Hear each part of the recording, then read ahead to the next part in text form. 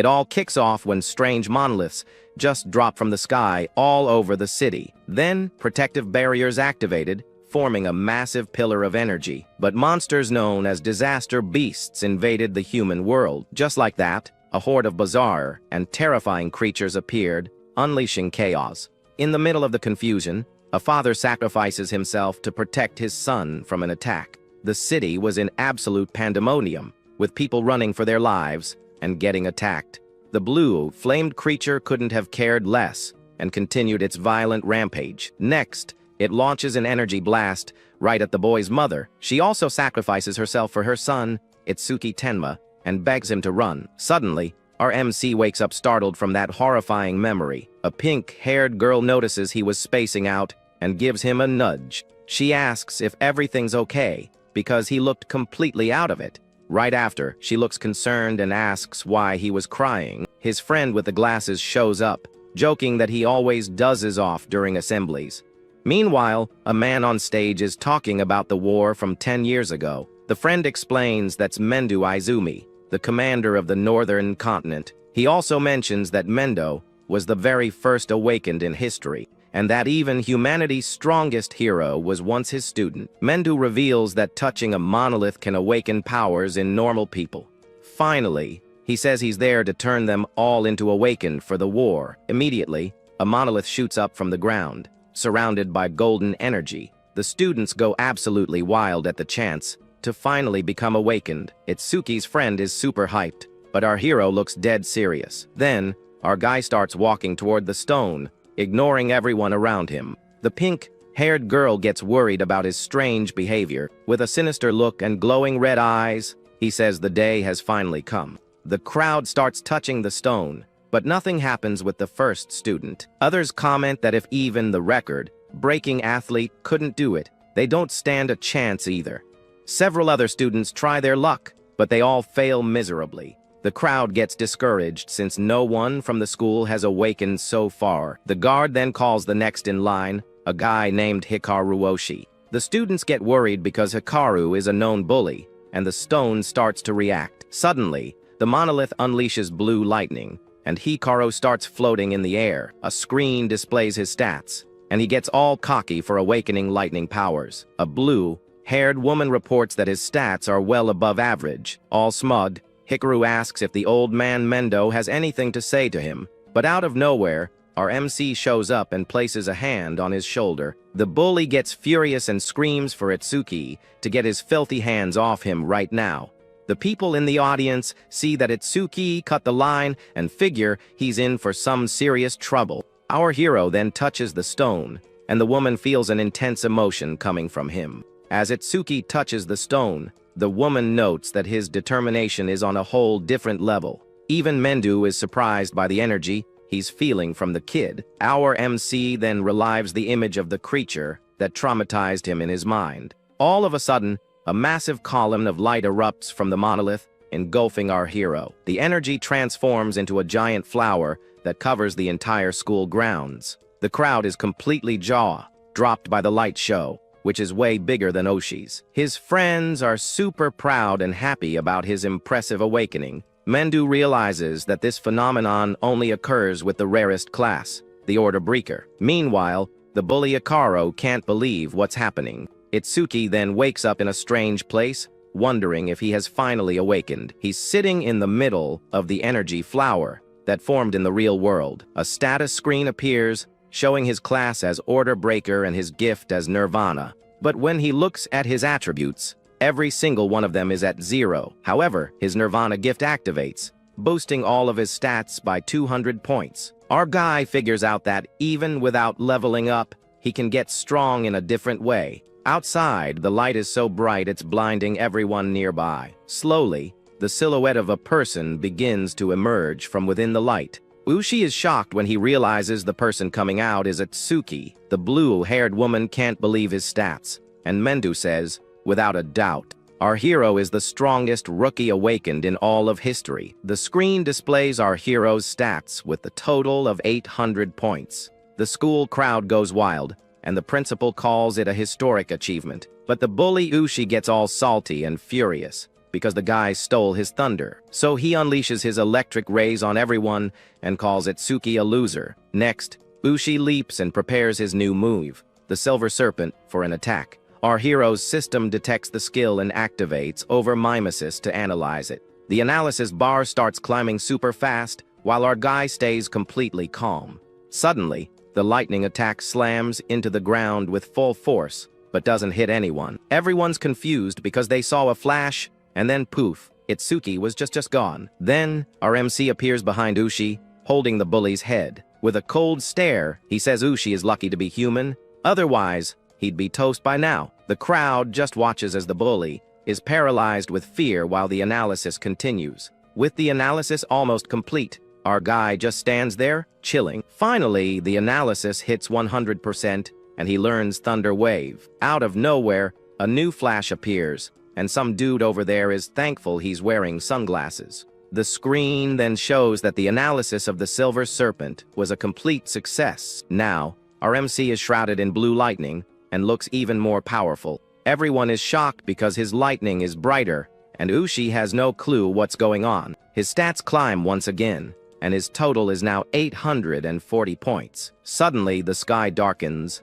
and it starts to rain as something strange falls from above. A new, dark monolith appears in the sky, shooting purple lightning everywhere. The blue-haired woman tells everyone to evacuate, and Mendo thinks he's the target. She's terrified and says they should run too, since they aren't fighters. But Mendo says if they run, everyone will panic, and then he points at Itsuki. While all the students flee in terror, our hero walks toward the danger. The monolith then crashes to the ground with a huge impact, kicking up a ton of dust. His friend Riku yells that a disaster beast is coming, but Itsuki doesn't even flinch. Riku and the pink-haired girl say he's just a rookie and shouldn't be fighting. RMC looks back and with a calm gaze asks them to trust him. So the two of them run while the boy prepares to face the threat alone. With a sinister smile, our hero is pumped for his first real fight. He reveals that this is the same creature that killed his parents, and this is his lucky day. A blue flame skeleton emerges, and the screen shows its stats at 295. Our guy is eager to test out the skill he just copied from the bully. Without wasting any time, he charges straight at the monster using his lightning. Itsuki gathers the energy in his fist and says he won't let anyone else die. Then he lands a lightning punch right in the skeleton's chest with all his might. The blow is so powerful it blows up everything around them and sends the monster flying. The blue-haired woman is shocked that Itsuki defeated the beast in a single hit. However, Mendo explains that his speed is great, but it's not enough to win. Mendo says the skeleton's second skill burns everything it touches with blue fire. Seeing his friend in danger, Riku and the pink-haired girl scream in desperation. Meanwhile, the bully Ushi laughs his head off, saying the kid's about to turn to ash. But our hero's system activates and begins analyzing the monster's fire attack. The blue-haired woman worries, because not even a level 10 Awaken could take that. She mourns the death of the genius while Itsuki feels the searing pain of being burned.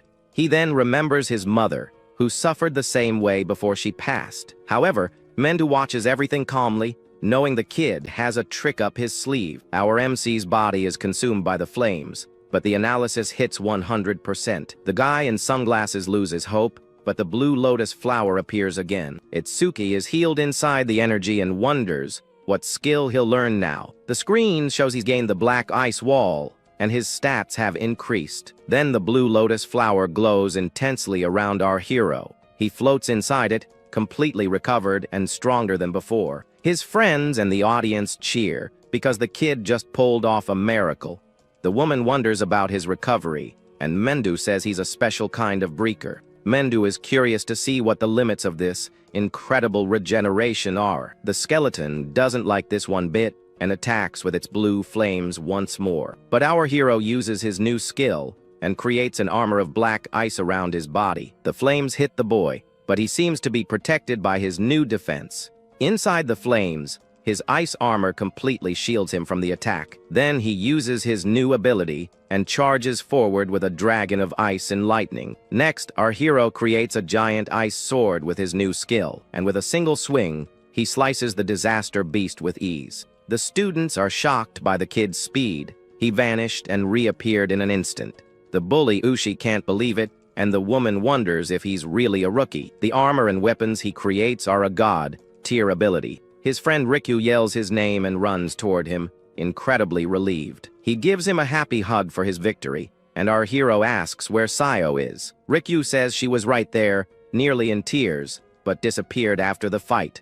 Our MC looks at the crowd and wonders if she got mad. Mendu then tells Choha to clean up the mess, because he's taking the kid with him. His friend tries to calm him down, saying she just went to touch the monument. Suddenly, Mendu appears and calls our hero by his full name. The commander and the strongest rookie in history stand face to face. The crowd gossips about whether he'll become Mendu's student but thinks it's impossible. Riku gets nervous about the situation and makes up an excuse to get out of there. Mendu then tells our hero that he's a very special boy. Itsuki is confused and doesn't understand what the commander means by that. Then the old man reveals that he can feel the anger and hatred in his heart. Mendu wants to know the reason for so much hatred, and our hero begins to open up. He explains that it all started 10 years ago, when his parents were attacked by a beast. The image of his terrified younger self flashes back into his mind with full force. The boy says he almost didn't make it, but an Awakens saved him just in time. Even so, he had to watch his mother be consumed by the blue flames. His past self could only scream for his mother, completely desperate. At that moment, the boy blamed himself for his parents' deaths and was devastated. But then he saw the creature that was the root of all evil right in front of him, with his eyes red with hatred. He swore that he would get his revenge one day, and with tears in his eyes, he yells that he's going to wipe out every single demon. The commander finds it strange that even with so much hatred, he can still cry. Itsuki says the tears remind him to never forget his goal. So Mendo invites him to be his student and join the Savior League. He explains that the League is an organization with the best awakened in the world. On top of that, members get weapons and a salary of 10,000 gold a month. However, the price is fighting on the front lines to protect the safety of the people. Our MC doesn't care about rewards or resources. What he wants most is the chance to fight the beasts on the front lines. Mendu says only the top 100 from a tournament can become saviors. Our guy then asks what the point record is so he can have a target. Mendu says the record is 115,000 points, set by some guy named Taiwajan. Our hero remembers that Taiwajan is the light of humanity and the strongest awakened. The old man warns that Jin is special, but that our guy has the potential to reach his level. With a determined look, our hero says he's going to surpass this Taiwajan guy. The commander observes the boy with a very serious look. He thinks that the youth are following Itsuki, but that's not enough to win the war. The old man hopes that someone will surpass him, like a new sun rising on the horizon. Mendo then smiles, because the sun he had been waiting for has finally appeared. Our MC looks at a giant building and asks what it is.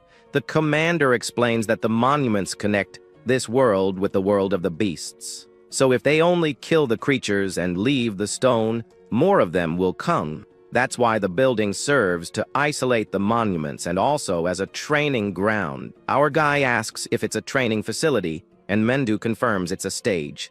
But he warns that the beasts there are strong, which is why the place is called the Rookie Graveyard. The old man reveals that Jin's record was 3 minutes and 14 seconds.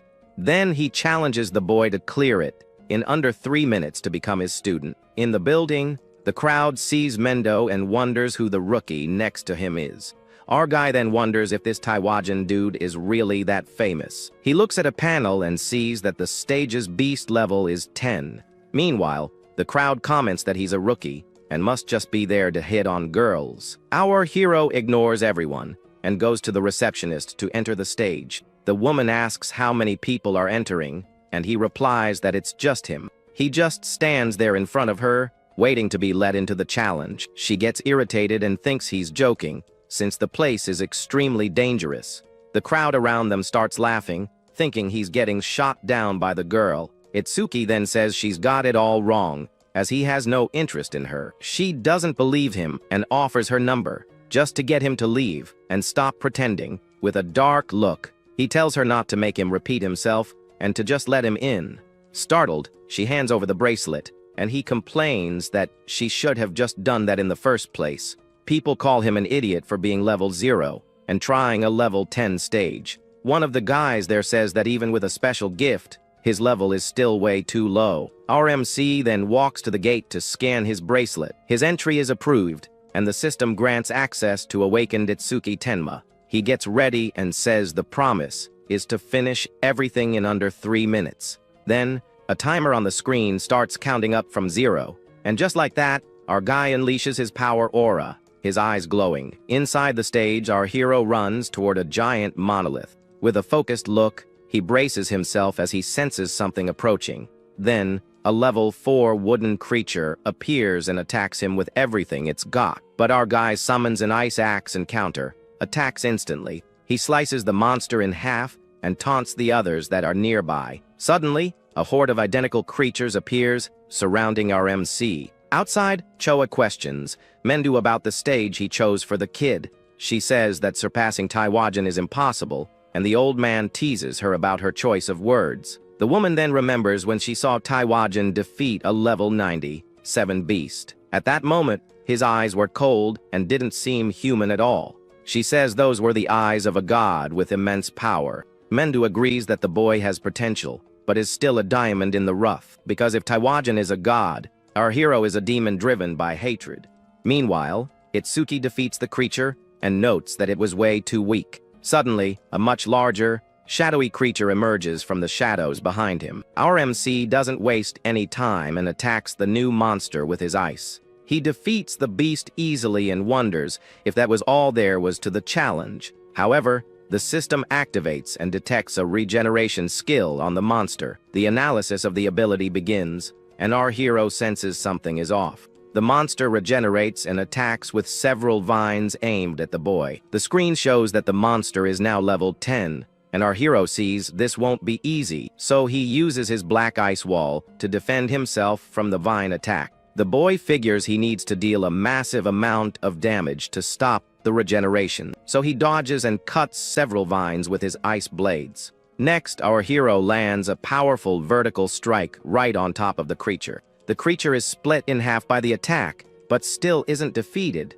With a wicked smile, he says he's going to dice the monster up so it can't heal anymore. Then our MC uses his ice weapon to separate the two halves. With that, the monster explodes into countless pieces, and dust flies up everywhere. He's getting tired, as using the ice for so long is draining his mana. But suddenly, the creature begins to regenerate again from the pieces. The monster attacks him, and even after all that, it's still not gone for good. However, our hero notices that with each defense, the analysis percentage increases. He comes up with a plan to use his lightning and keep his distance until the analysis is complete.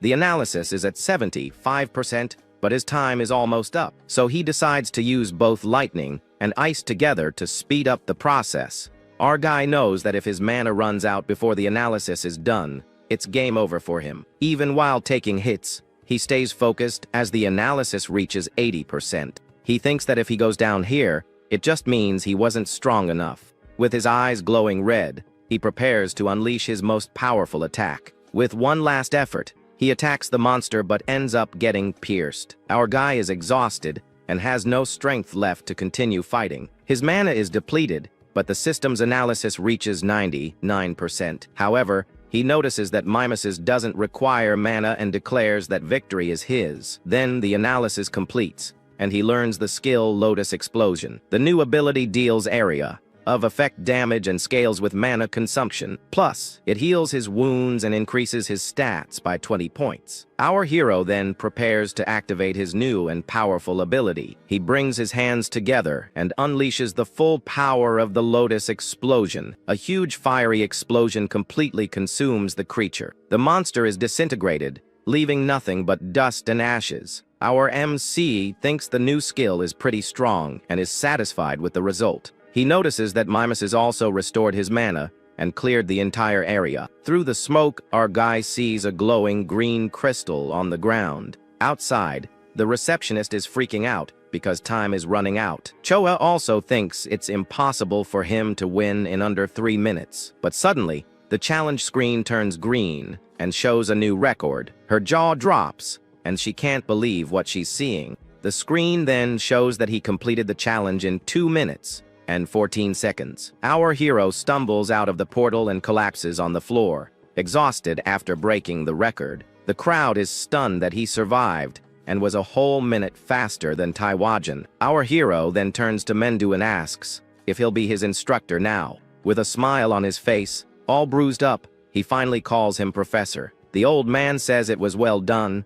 and Choa notes that her father hasn't been this happy in a long time. The crowd now understands how he broke the record, but still doubts his potential. The receptionist comes over with a gift and apologizes for being so rude to him. He accepts the box and says he gets it, since a level 0 rookie did seem pretty reckless. Our guy thanks her for her concern, and the woman gets all flustered by the compliment.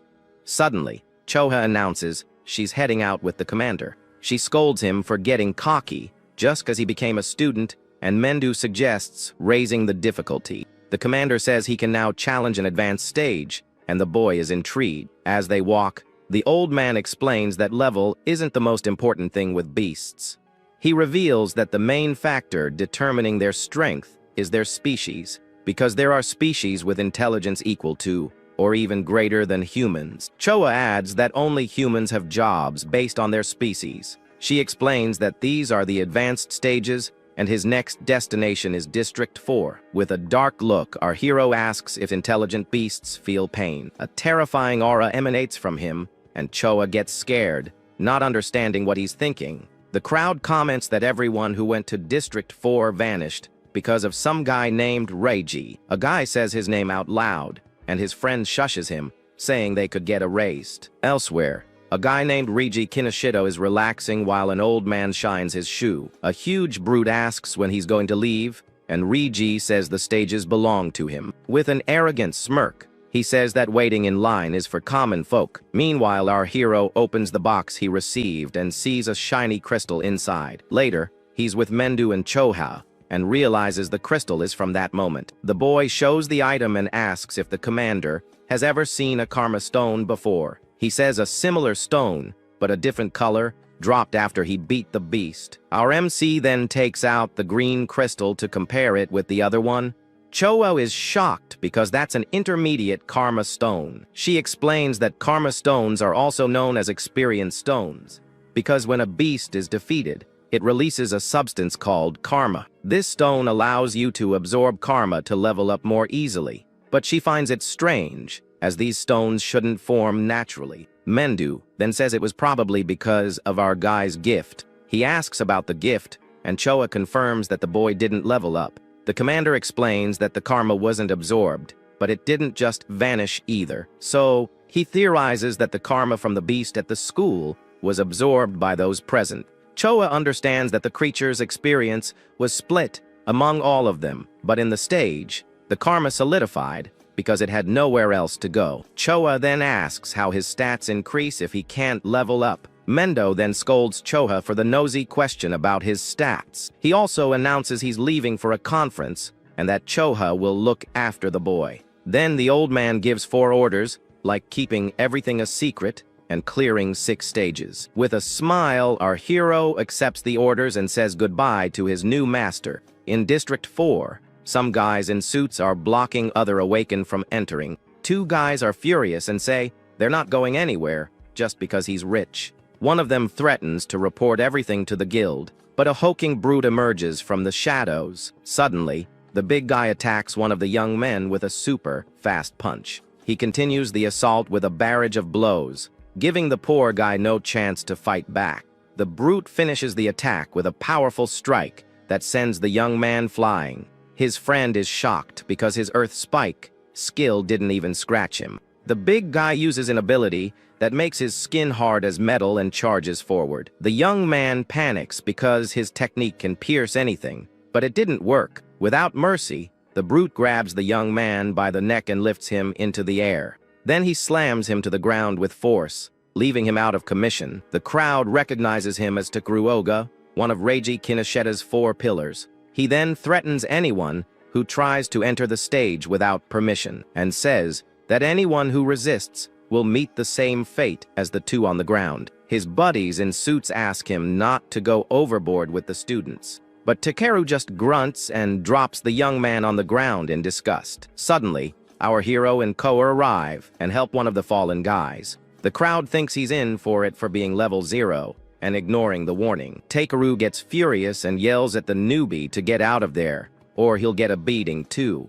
Our guy understands that to get in, he has to defeat him, and Choa tries to intervene, but he stops her because his master told him to do what he believes is right. So our MC asked her to take care of the injured while he handles the situation. Takeru gets annoyed by the level 0 kid's audacity, and a red aura flares up. He boasts about being level 12 and having over 600 stat points.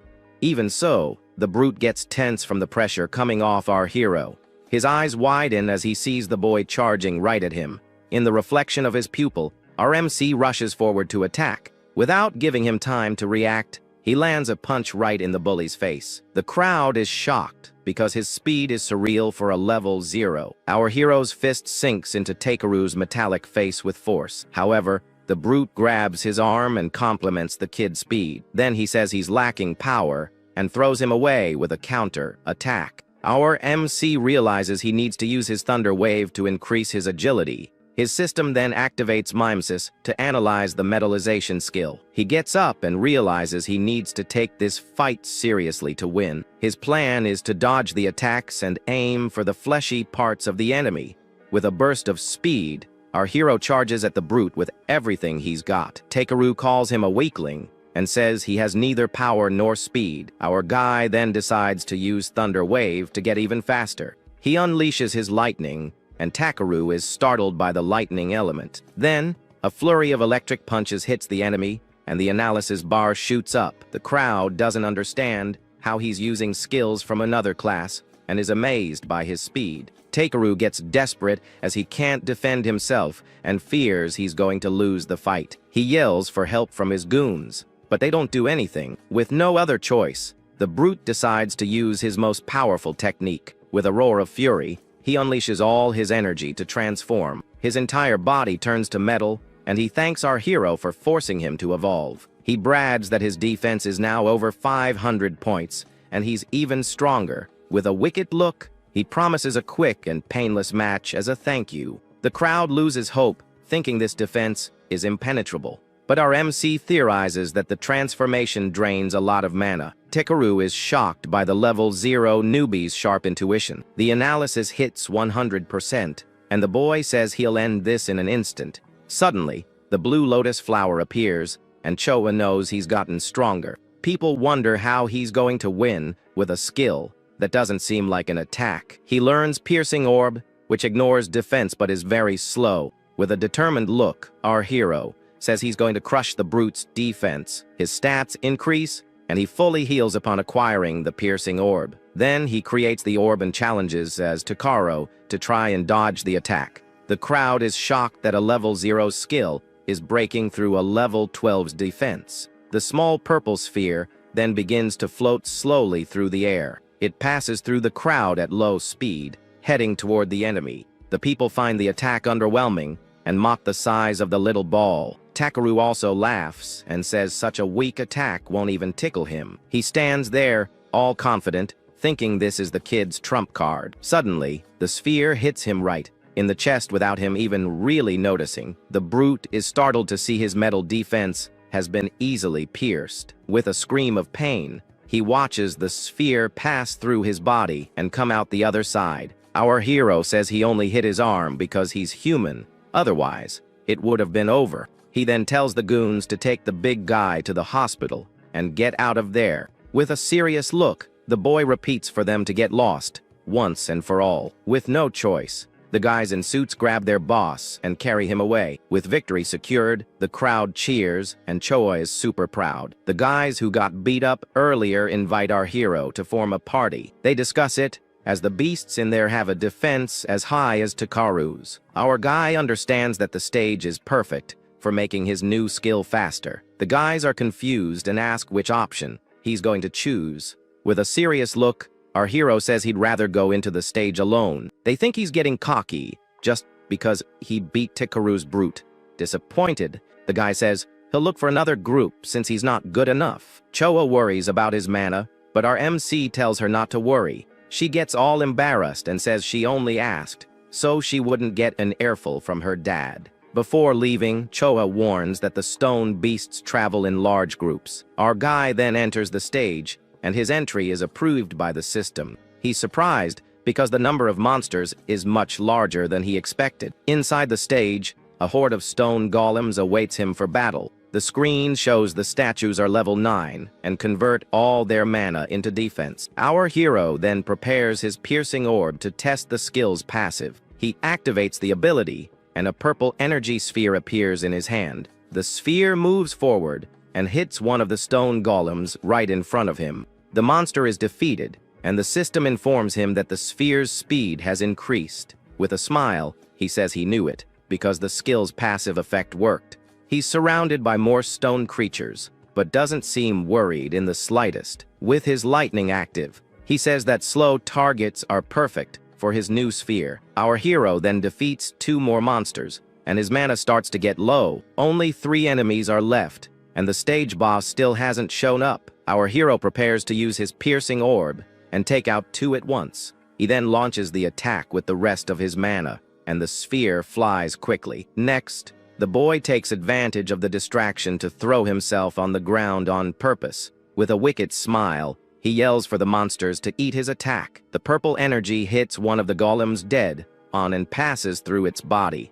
The system confirms that both were defeated, and the sphere's speed increases. Our MC falls to the ground, exhausted, as his mana is completely drained. He recovers and calculates that his sphere now travels at 5 meters per second. The screen shows that the skill's speed can increase by up to 500%, but suddenly, the ground trembles, and a giant foot stomps the earth in front of him. The impact kicks up a cloud of dust, and the boy is instantly on alert. Then the stage boss emerges and activates its gigantification skill. Its stats are level 15 with a total of 777 points. Our hero is shocked by its size, and uses his lightning to increase his agility. He runs up the giant's body and wonders if his sphere can pierce it. With a plan in mind, he decides he's going to aim for the monster's head. Then our guy leaps toward the golem's face and finds an opening, but he realizes the sphere is too small and might not do much damage.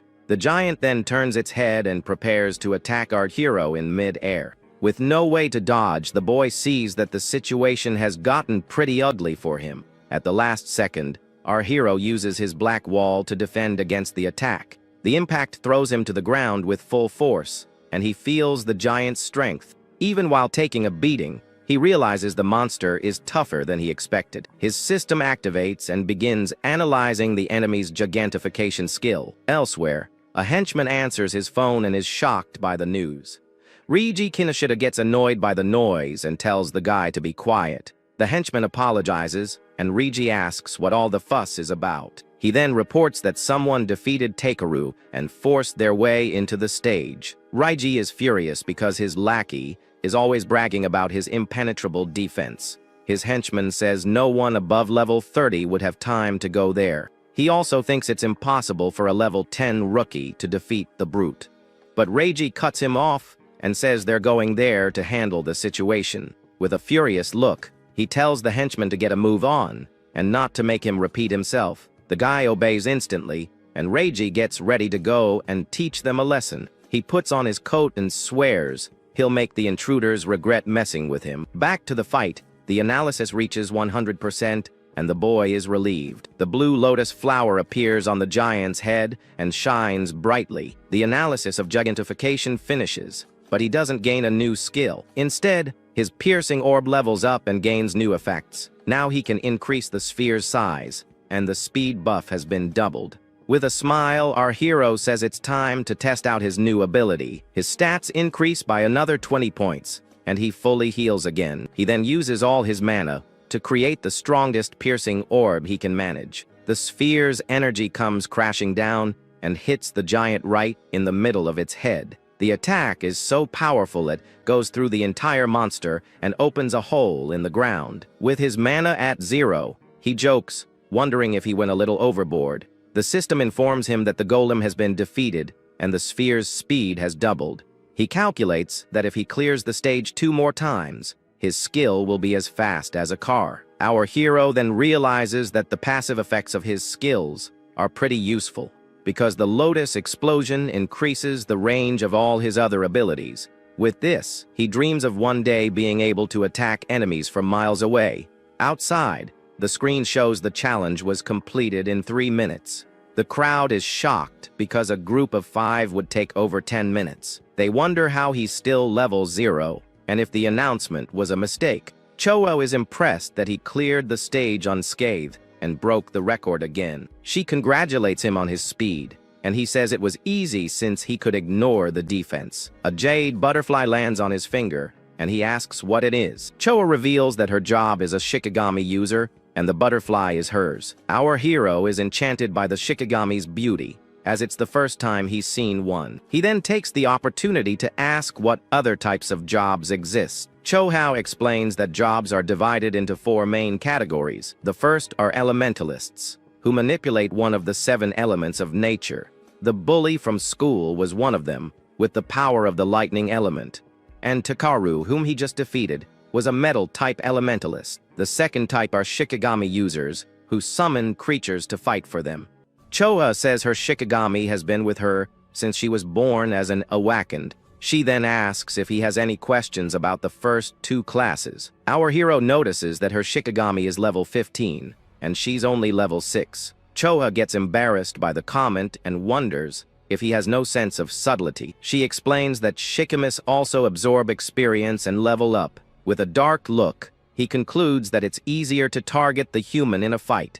Choha gets scared by the negative aura coming from him and wonders what's wrong. Our guy then asks her to continue, since she's only introduced 2 classes.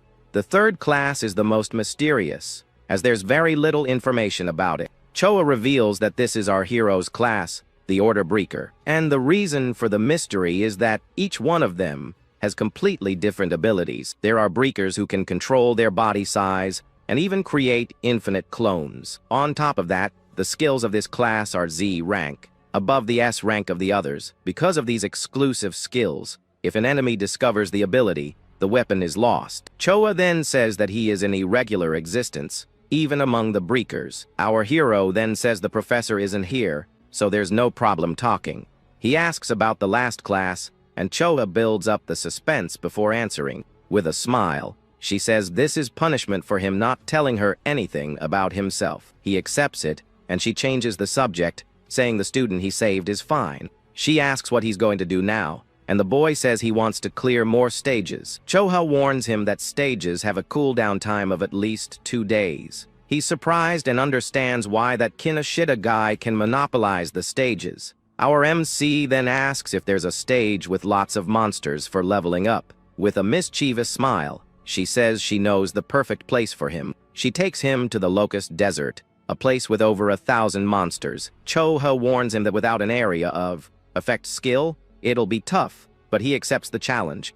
He remembers that he hasn't used Lotus Explosion in front of her yet.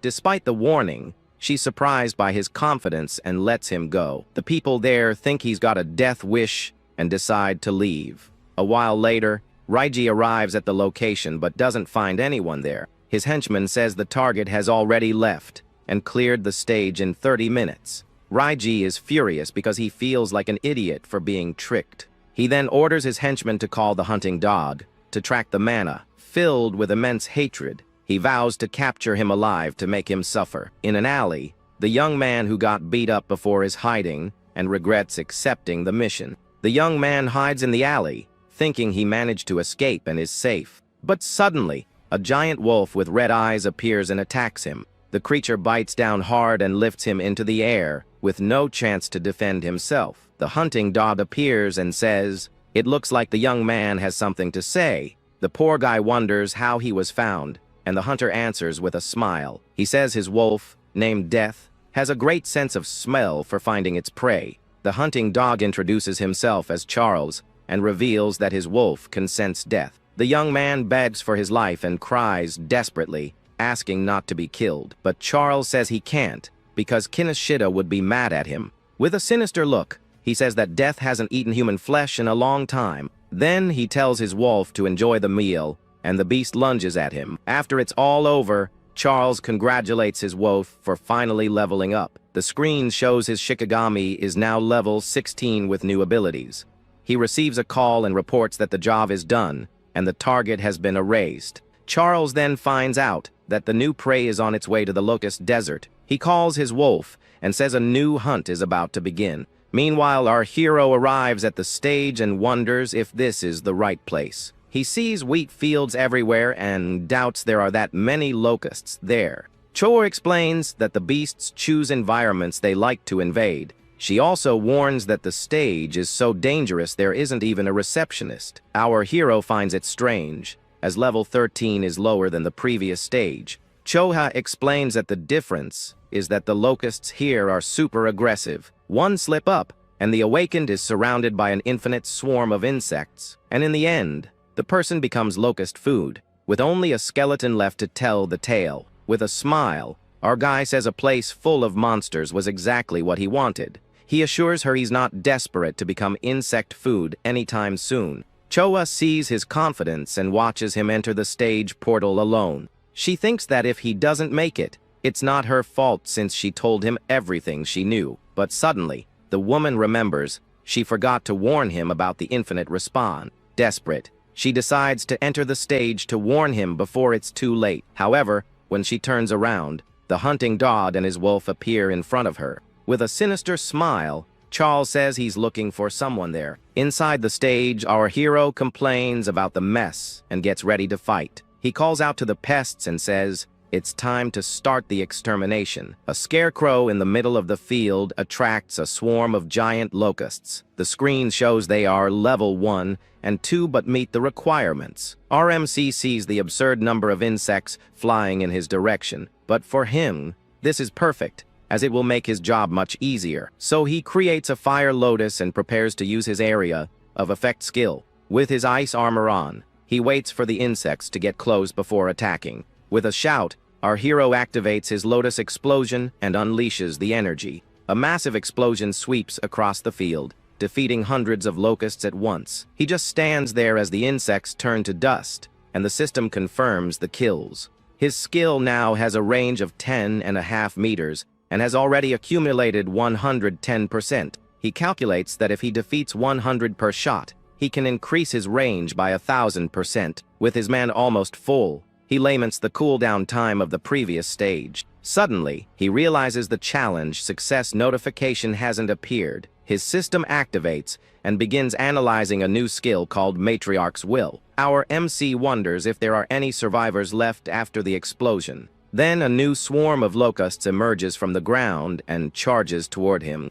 He scolds himself for thinking there wouldn't be a boss in the stage. Luckily, he can increase the skill's range, but he doesn't know where the boss is. With no other choice, he decides to keep eliminating the small fry until the big boss shows up. With another explosion, he defeats another wave of insects and increases his bonus. His skill now has a diameter of 16 meters, and he's impressed with the effect. But even after so many swarms, the stage boss still hasn't made an appearance. Suddenly, he sees several locust eggs hatching underground, and right after, a new swarm of insects erupts from the earth to attack. The analysis of the new skill is at 27%, and he continues to fight. As his mana depletes, he calculates that he only has 9 more explosions left. With his ice armor, our hero says it doesn't matter how many times they come back. He swears he will exterminate every last locust that dares to appear. Then he unleashes another lotus explosion and defeats another swarm of insects. Several notifications pop up on the screen,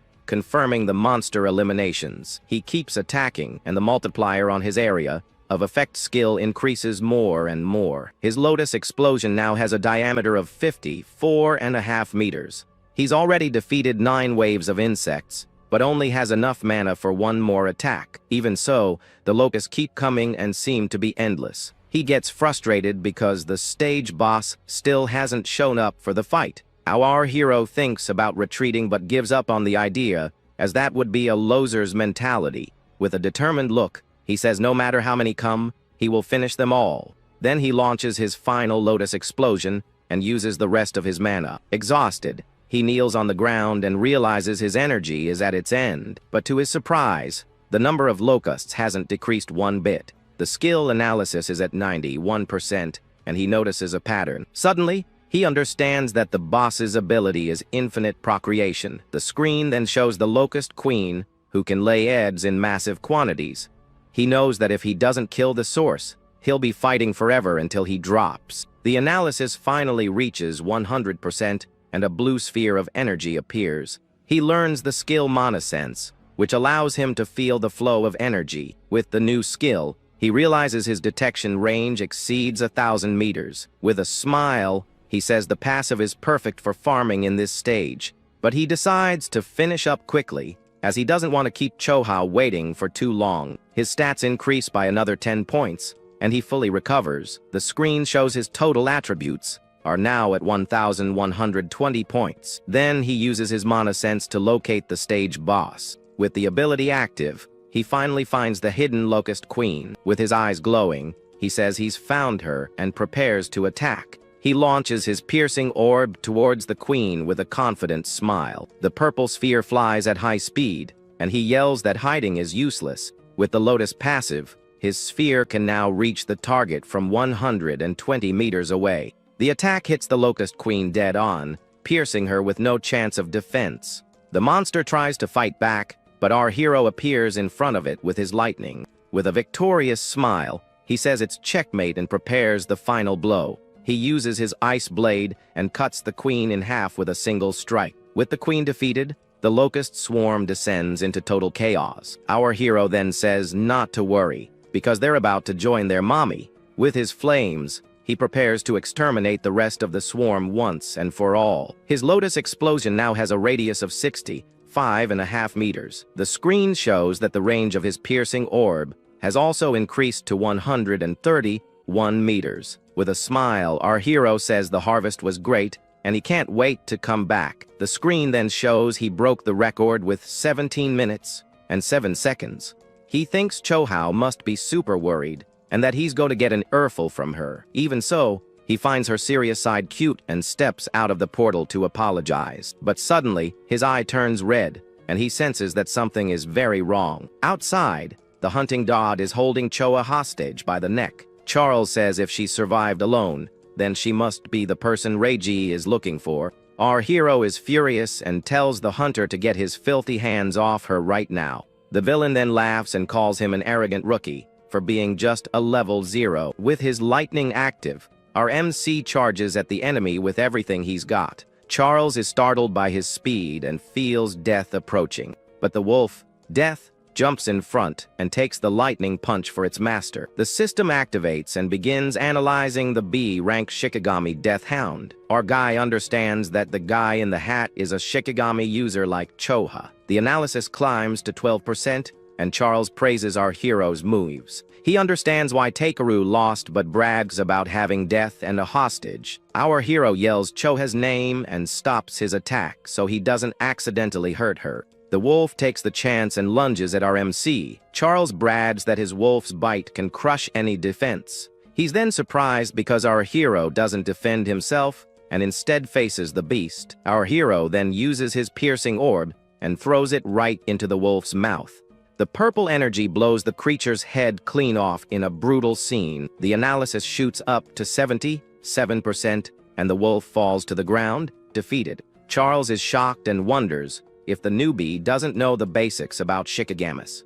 He then brags that his wolf, Death, has a respawn skill and is already coming back. With a wicked smile, he orders the creature to devour the boy at once. Our MC then activates his Monosense to predict the attacks. He dodges the wolf's bite, and the analysis continues to climb rapidly. His plan is to finish the copy without the blue lotus appearing and revealing his gift. Charles gets tense because he's fast and has a powerful detection skill. Unable to land a hit, the villain threatens Choha to make him stop fighting. Our guy gets worried because he needs time for the analysis to reach 100%. Finally, the copy is complete, and he learns the skill Shikigami Devourer. It allows him to control B, rank or lower Shikigamis just by touching them. His stats increase by another 20 points, but the healing effect fails. However, he doesn't care since he had already recovered from the previous challenge. The new ability allows him to steal the shikigami of other users.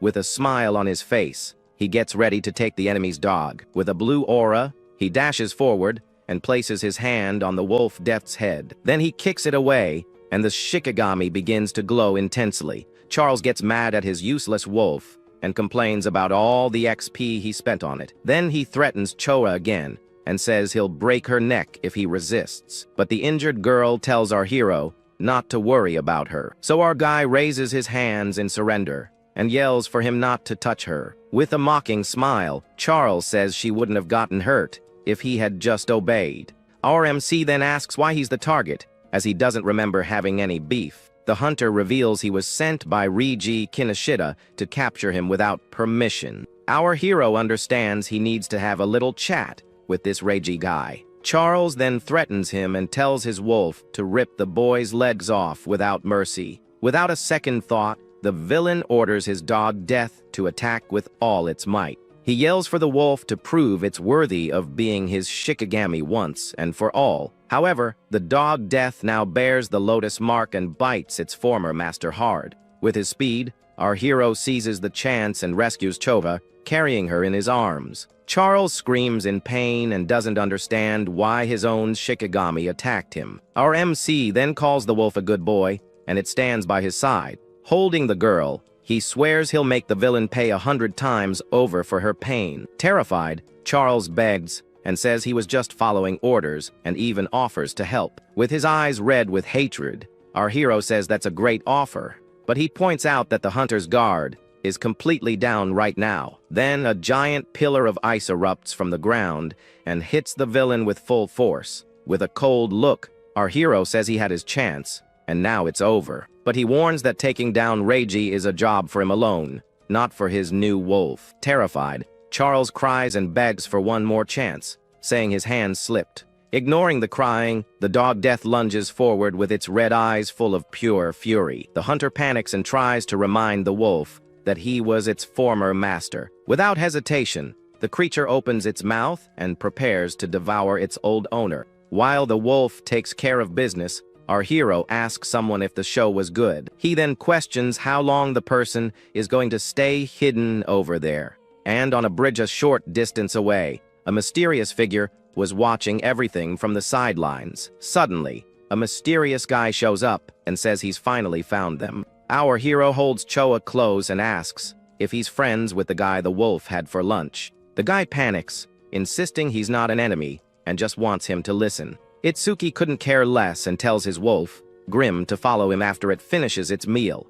Iberia is shocked that even a rabid dog obeys him and sees a chance for help. So, he introduces himself as Iberia and recognizes him as the guy who beat Takeru. He then offers help with creation stones and even weapons. But our boy just ignores him and keeps walking with the injured girl in his arms. Iberia is confused, thinking anyone would jump at a reward like that. He then remembers his old man saying that rewards need to be useful, like medicine for the wounded or a blade for someone seeking revenge. Suddenly, it clicks, and with a smile, he finally knows what to do. He runs up, warning that if our boy keeps walking so slowly, the girl isn't going to make it. Iberia reveals that, luckily, he has a healing item and can save her right now. Our protagonist stops and stares at him, surprised, asking if it's for real. He assures him the healing is an instant, but will definitely save her life. Itsuki then lays her on the ground, and the guy starts wrapping her wound with the item. Our hero asks if that thing is an artifact, and Iberia realizes he's a total newbie. He explains that modern weapons are useless junk against the disaster beasts. That's why artisans create artifacts, which are divided into 4 categories. Common artifacts are like basic weapons, but they can hurt beasts and the awakened. Rare and epic ones boost your stats and can even have special effects. And finally, there are unique artifacts, which are the pinnacle, with incredibly powerful abilities. Iberia explains that artisans are rare, so they're highly respected by everyone. Our hero deduces that his father must be an artisan, but Iberia starts bragging. Apparently, his old man made 3 of the 10 unique artifacts that exist across the 5 continents. Because of that, his dad is known as the King Artisan of the North. But Iberia gets annoyed because Our boy doesn't seem to care about the story at all. Our protagonist was actually analyzing the crossbow the hound left behind. With the weapon in hand, he thinks about how he can use it to save his mana. Iberia then says the weapon is a rare artifact, and that it generates its own ammo. Suddenly, the crossbow vanishes, and he explains that artifacts can be stored in subspace. Our hero thanks him for the healing, and says he now needs to find Raji Kinoshita. The guy is startled, since going against Reiji in District 4 is a seriously gutsy move. He then reveals they both have the same target, and our boy asks why. Iberia invites him to team up for the Saviors Tournament. Itsuki wonders what the tournament has to do with this Reiji guy. Turns out, the qualifiers will be held in District 4, which is Reiji's territory, and as the boss's son, he wants to qualify so he doesn't embarrass his family. That's why he's monopolizing the stages, and our hero asks why he should team up with him. With a serious look, Iberia begins to explain why he's in such a hurry. He says that ever since he was a kid, he watched his father forge incredible artifacts. Because of that, his dream was to become an Awakened and fight with his dad's creations. And when he awakened a month ago, he asked for an artifact, but his father said no. After a ton of begging, his old man gave him a condition past the qualifiers.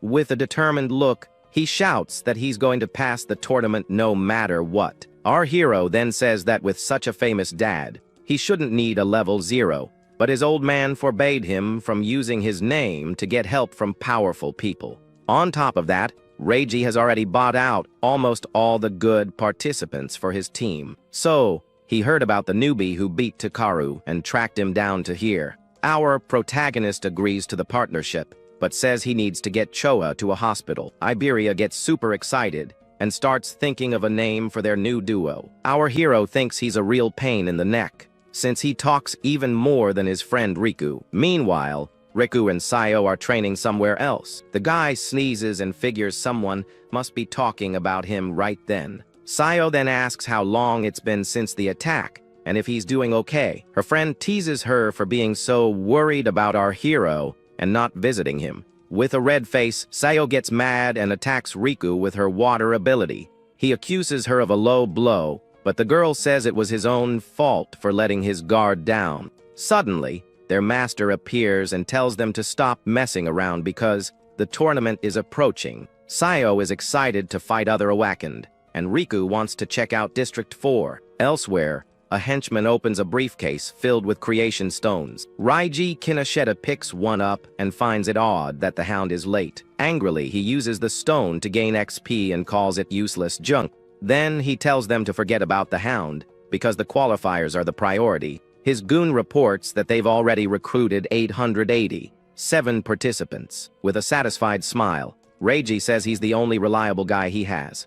He then uses the last stone and finally manages to level up. Now at level 12, he gets ready to crush all these peasants. Outside a hospital, our hero stands before a mysterious figure. Our boy apologizes, saying it was his fault Choa got hurt like that. The figure then asks if he wants him to take care of the one responsible for everything. But with a determined look, our hero says that Reiji is his problem to deal with. The mysterious man agrees, and asks him to fill him in on the details later. Iberia understands why our boy wasn't impressed by his father. The commander is his master. Later, our hero tells Choha that he's entering the tournament with Iberia. The girl says she's already recovered, thanks to her butterfly and the rare artifact. The mysterious man then recognizes the bandage and deduces that Iberia is Aiden's son. The guy is shocked that he knows about artifacts, and even his father. With a confident smile, he gets flustered and says that he's actually Aiden's father. The mysterious man tells him he's got it all backward, and Iberia's jaw drops. Completely embarrassed, he corrects himself and says that Aiden is, in fact, his father. The man thanks him for saving his daughter and says he'll visit him later. He then tells the two of them to get ready because he and Choha are going to watch the tournament. Excited, the boys say their goodbyes and promise they'll pass the qualifiers.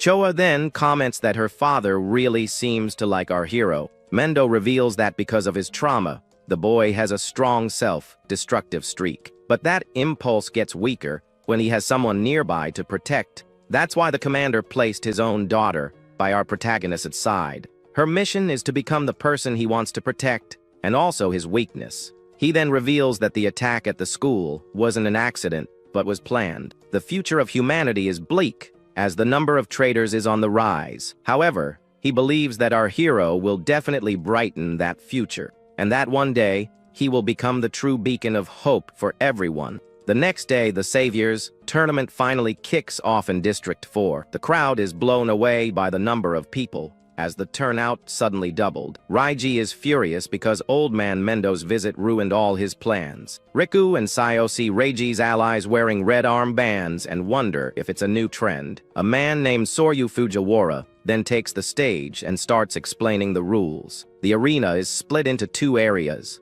and each team starts at a different point. Fujiwara explains that the first phase is a race to the inner area. Everyone's bracelet will record their time and their placement in the rankings. Riku thinks the rule is pretty brutal, since thousands of people are going to be eliminated. Iberia then points to a big screen, and the announcer says they can bring 2 tools. Meanwhile, Raiji Kinoshita orders his goons to sabotage anyone who gets in front of him. Iberia comes up with a plan to get into the inner area and catch Reiji by surprise. But suddenly, the guy's jaw drops, because our hero didn't hear a word. Our protagonist simply walked up to Reiji's group and stared them down. Without a care in the world, the announcer finally declares the start of the first stage. Fujiwara is happy to see so many young people, but he knows quantity isn't quality. A guy named Sho Heighten says that back in the day, there were people over level 15. But actually in his year it was just him and the famous Jin Taiwa who participated. Shu finds it all a bore without a rookie like Taiwa, and Fujiwara says geniuses are rare. Then he asks about Mendo's new student who defeated a skeleton. The commander, who was there in disguise,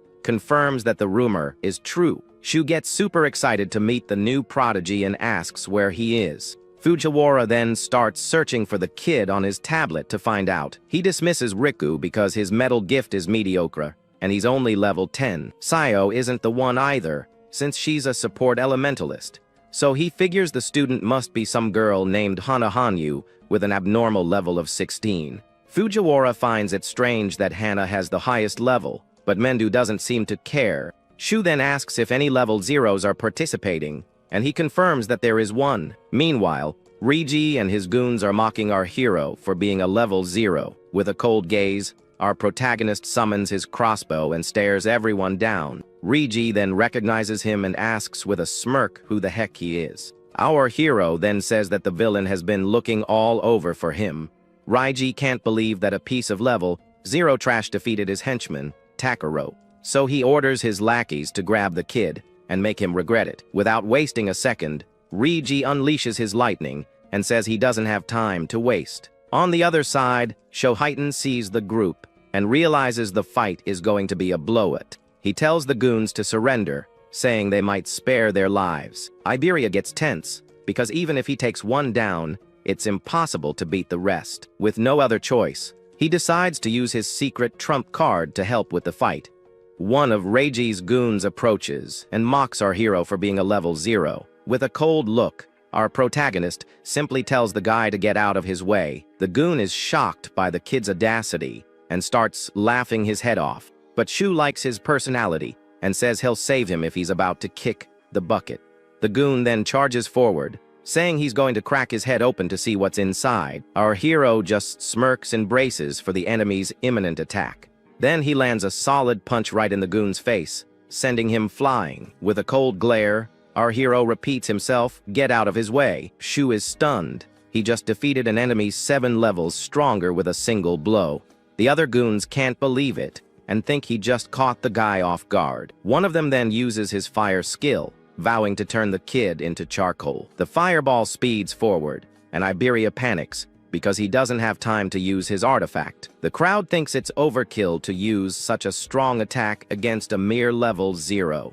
But suddenly, one of the goons notices that something is very wrong here. Our hero then uses his black ice wall and defends against the attack. Iberia is impressed. He managed to block the fiery explosion. With a serious look, our protagonist tells the guy to stay away from him. His system informs him that his defense increased by 10% and his stats went up. He wants to test if the skill's passive activates by blocking the same attack twice. The goon is shocked because he's not a water elementalist, so he shouldn't be using ice.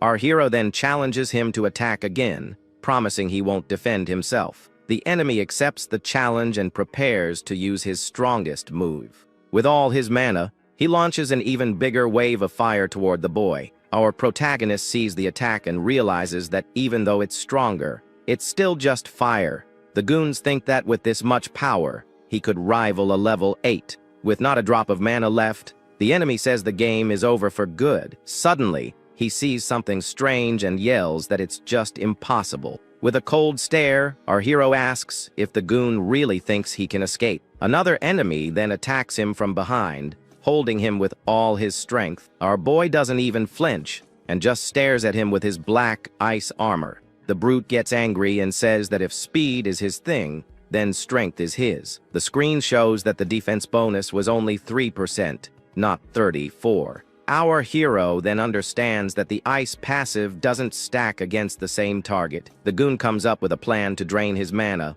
and leave him without his ice defense. Meanwhile, our protagonist realizes that Thunder Wave has the same limitation. Without wasting time, the brute attacks with a barrage of fireballs. A huge explosion happens, kicking up a ton of dust and smoke everywhere. Raiji sees that his 2 lackeys have been defeated and tells everyone to run. With an aura of lightning, our hero wonders who this guy really is. He then attacks the brute with his ice arm and ends his suffering. The enemy can't believe his attack was blocked and notices the ice's weakness. Our protagonist then vanishes and reappears in front of him in the blink of an eye. Iberia watches from a distance and sees that all the goons have been knocked out. With his test complete, our hero says it's time to end this party. He then activates his black ice wall to absorb the fireballs. His system absorbs the lightning skills, and his stats increase once again. Raiji then joins another goon and uses the skill Silver Serpent. With a smile, Iberia says he thought the fight would be tough, but the kid is strong. A goon lying on the ground wonders who he is, because he sure doesn't seem like a level 0. Our protagonist then looks confused and asks why he said, "The two of us." Iberia boasts that together, they are the duo, Double I, the strongest in the north, but our hero drags him along and tells him they need to get after Kinoshita. The remaining goon can only think about how lame that team name is. Meanwhile, Raiji assumes the level 0 must have already been defeated by his men. However, he remembers that the crossbow the newbie was using was the same as the hound's. Then one of his runners, who thinks he's all that for being fast, overtakes an opponent. The guy brags about his speed, but suddenly, something hits him hard. He falls to the ground and wonders who in the world managed to hit him at top speed. Then Reiji appears and finishes him off with a lightning attack without any mercy. The villain says that's what happens when someone runs ahead of him. He then tells his goons to regroup for the second stage. From the VIP box, a woman with glasses wonders about the arrogance of Genkai's son. Mendu says he can't do anything, as it's not against the tournament rules. Raiji takes advantage of this, using his allies to clear the path and save his stamina. With their help, he can easily pass to the second phase. Arriving at the inner area, he boasts about how surprisingly easy it all was. But suddenly, a blue bolt of lightning flashes, and someone screams his name with fury. Raiji jumps at the voice that shouted his name in the middle of the arena. He then asks who dared to call him, and his lackeys point to the newbie. The crowd parts, and our hero and Iberia walk toward them. The goons confirm that it's the same kid they fought before. Raiji can't believe they beat his men, and thinks they must have been bribed. With a look of contempt, he asks how far this level 0 trash is going to follow him. Our boy says he's not going anywhere until they settle things, but Reiji says he's busy and will leave some guys to keep them company. Then, the villain orders his army of goons to attack the duo with everything they've got. The lackeys get ready to teach the rude kid some manners. Iberia is terrified when he sees there are at least 100 enemies in front of him. However, our protagonist calmly just asks him to cover his ears. Suddenly, a massive wave of lightning erupts from our hero, hitting everyone. Raiji just watches the scene with a serious look, showing no reaction. The electric attack is so powerful it sends all the goons flying. Both Reiji and Iberia are completely stunned by the power of that ability. Our boy then says his last words weren't properly understood. With a cold stare, he repeats that Reiji isn't going anywhere until they settle their score. Meanwhile, Riku and Sayo arrive in the inner area, taking 4th and 5th place. The guy is shocked because even though they were fast, others were even better. Ahead of them are Garuo in 3rd and Shianagami in 2nd place. But the 1st place finisher is Hana Hanyu, a level 16 girl. Sayo and Riku start worrying about Itsuki, but suddenly they see someone flying through the air. The pink-haired girl's jaw drops at the unexpected sight. Right after, Iberia crashes hard onto the ground, landing in 6th place. All busted up on the floor, all he can do is scream our hero's name. His friends hear the scream and wonder if they really heard Itsuki's name. Riku then recognizes his friend's silhouette and says there's no doubt about it. With a serious look, our boy stares down Reiji and says he's not going anywhere. From the VIP box, Fujiwara wonders why the rookie is so obsessed with Reiji. Mendu then asks Heitan to help the boy out if he runs into trouble. Heitan is impressed by the speed and wonders if he could ever be that fast. One of Reiji's goons gets ticked off and tells our hero to get ready. He says this isn't a battle, but the execution of our main character. In other words, it's a 100 against 1 beatdown to take the kid out. Our hero then reveals that his revenge is the top priority right now. Reiji flies into a rage, and with his red eyes, he orders everyone to attack. Then all the henchmen charge towards our hero at once. One of the goons rushes forward with his fire punch, swearing our hero's head is his. But our boy catches the flaming fist with his bare hand, leaving the enemy in shock. He then throws him over his shoulder with incredible strength. The goon lands headfirst on the ground and is defeated in a single move. The others are terrified, wondering how he lost to a level 0. With a calm expression, our hero accepts the challenge, and the system activates. He then says it's time to end this nonsense, and activates his lotus. A massive fire explosion consumes all the henchmen at once. The wave of flames sweeps across the arena, sending everyone flying. His friends are stunned, wondering if that was really Itsuki's skill. The other competitors are also shocked by the power of the explosion. Even the 1st place finisher Hana Hanyu watches the scene in silence. In the VIP box, Fujiwara can't believe a level 0 did that and used skills from another class. Choa now understands his confidence back in the desert. He had an area of effect skill.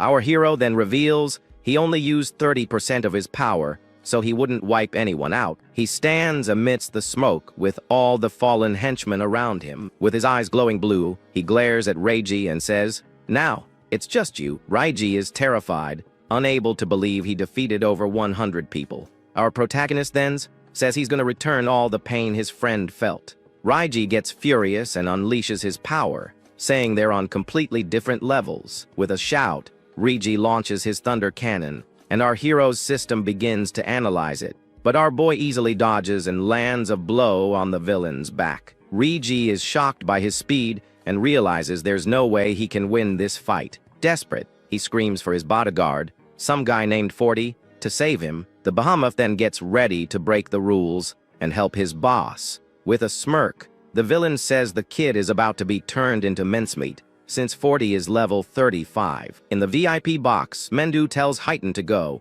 and the young man obeys instantly. Our hero uses his senses and detects someone approaching at high speed. And it's not just one person, as another guy shows up for the brawl. The big guy then lands with a thud, kicking up a cloud of dust. With a focused gaze, our boy observes the new enemies who have arrived. Heitan then grabs Reiji's goon and tells our hero to continue what he was doing. With a look of pure hatred, our protagonist says the villain's lifeline has just run out. Terrified, Reiji tries to use his family's name to intimidate the kid, but with a furious roar, he gets slammed to the ground and is knocked out cold. With the villain defeated, our hero says that was for Ajaha. From the VIP box, a girl with glasses blushes at the boy's victory. Fujiwara finds it odd and asks why she's looking in that direction. Our protagonist then purposely pauses the analysis at 99%. On the other side of the arena, Sayo shouts her friend's name upon seeing him victorious. Our hero then hears a familiar voice and turns around, surprised to see who it is. He sees his friends Sayo and Riku running towards him for a reunion. The pink, haired girl calls for him to come inside and get out of the falling rain. With tears in her eyes, she worries that he might catch a cold. The system then announces that he placed 7th in the first phase. Iberia and Riku arrive and hug the boy, relieved that he's okay. But Riku gets annoyed with Iberia and glares at him with lightning in his eyes. With a smile, Iberia introduces himself as our hero's new partner. The friend with glasses calls him a traitor, and Sayo finds it strange that Itsuki is making friends. Iberia brags about being his partner, but Riku asks for the doe's name. Riku then says they have a team name, and Iberia challenges him to say it. With great pride, he reveals the name is Duo I, but Itsuki tells him to stop. The friend with glasses laughs in his face and says the team name is pretty lame. From the stage, Fujiwara announces that the first 500 have passed, and the rest are eliminated. He explains that in the second phase, everyone will fight alone for 1 hour. Iberia is terrified at the thought of fighting the beasts by himself. In the VIP box, Heighten is excited for the second phase and wants to see what they've got. The screen shows the top 7 finishers from the first phase of the tournament. Next, the gigantic arena for the second phase is revealed to everyone. The group then gets ready and walks towards the entrance of the new challenge.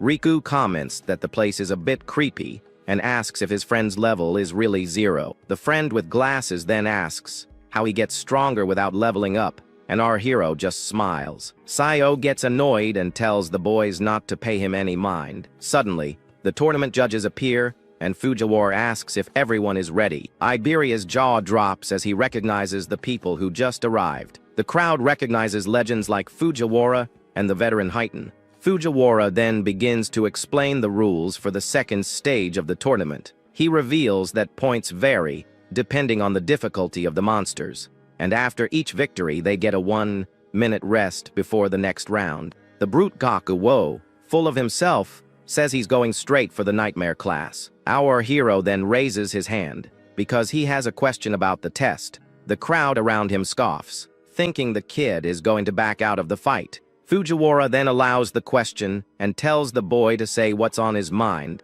Our protagonist then asks if the nightmare class is the maximum difficulty.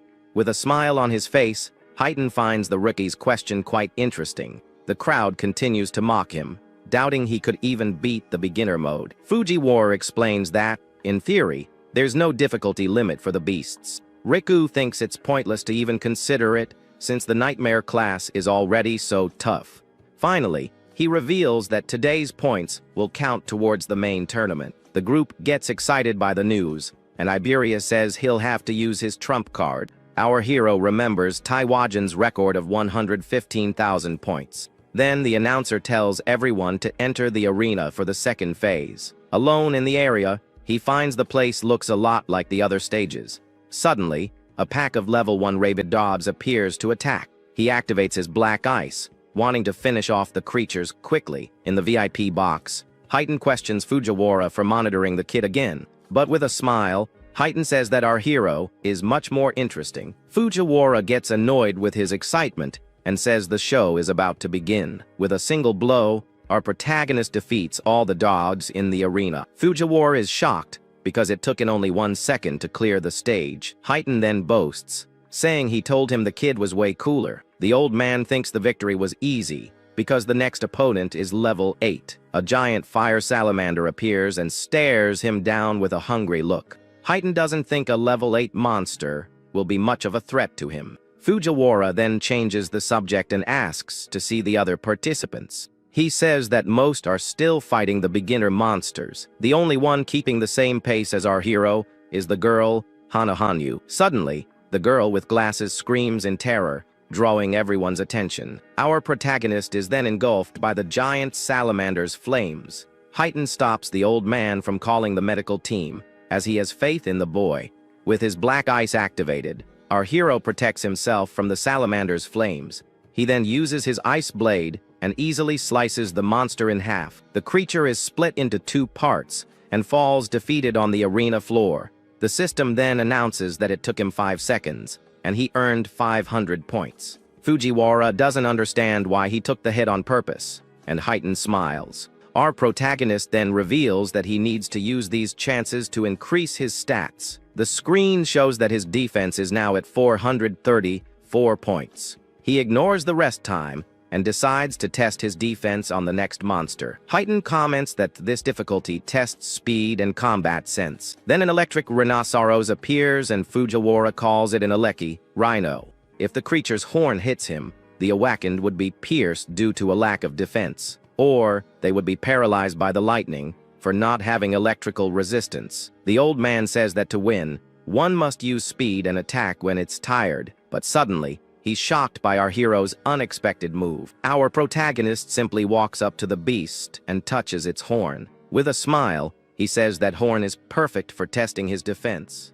The rhinoceros gets angry and unleashes all its electrical energy for an attack. With a single blow, the creature sends our hero flying with its horn. Our boy is then launched high into the air by the force of the impact. From the VIP box, the girl with glasses screams his name, horrified by the scene. Heighten comments that the boy's actions are unpredictable, but always seem to work out. An explosion of ice occurs, protecting our hero from the rhinoceros's attack. The system informs him that his agility increased by 5% from the hit. With his eyes red, our hero says it's time to settle this. He then activates his Thunder Wave, and his agility increases by 50%. The rhinoceros gets angry and prepares to charge the boy once more.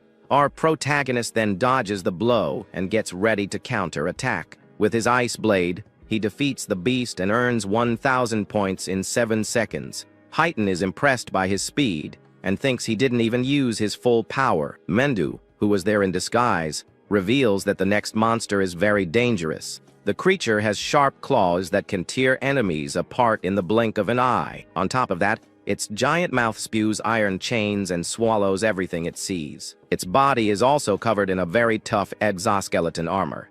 With all these attributes, the monster is the strongest beast in the preliminaries. The level 15 Purgatory Giant emerges and glares at our hero with hatred. Our protagonist then activates his piercing orb for the attack. The purple energy passes through the monster, and the skill's speed increases by 200%. In the VIP box, the judge's jaws drop at the overwhelming victory.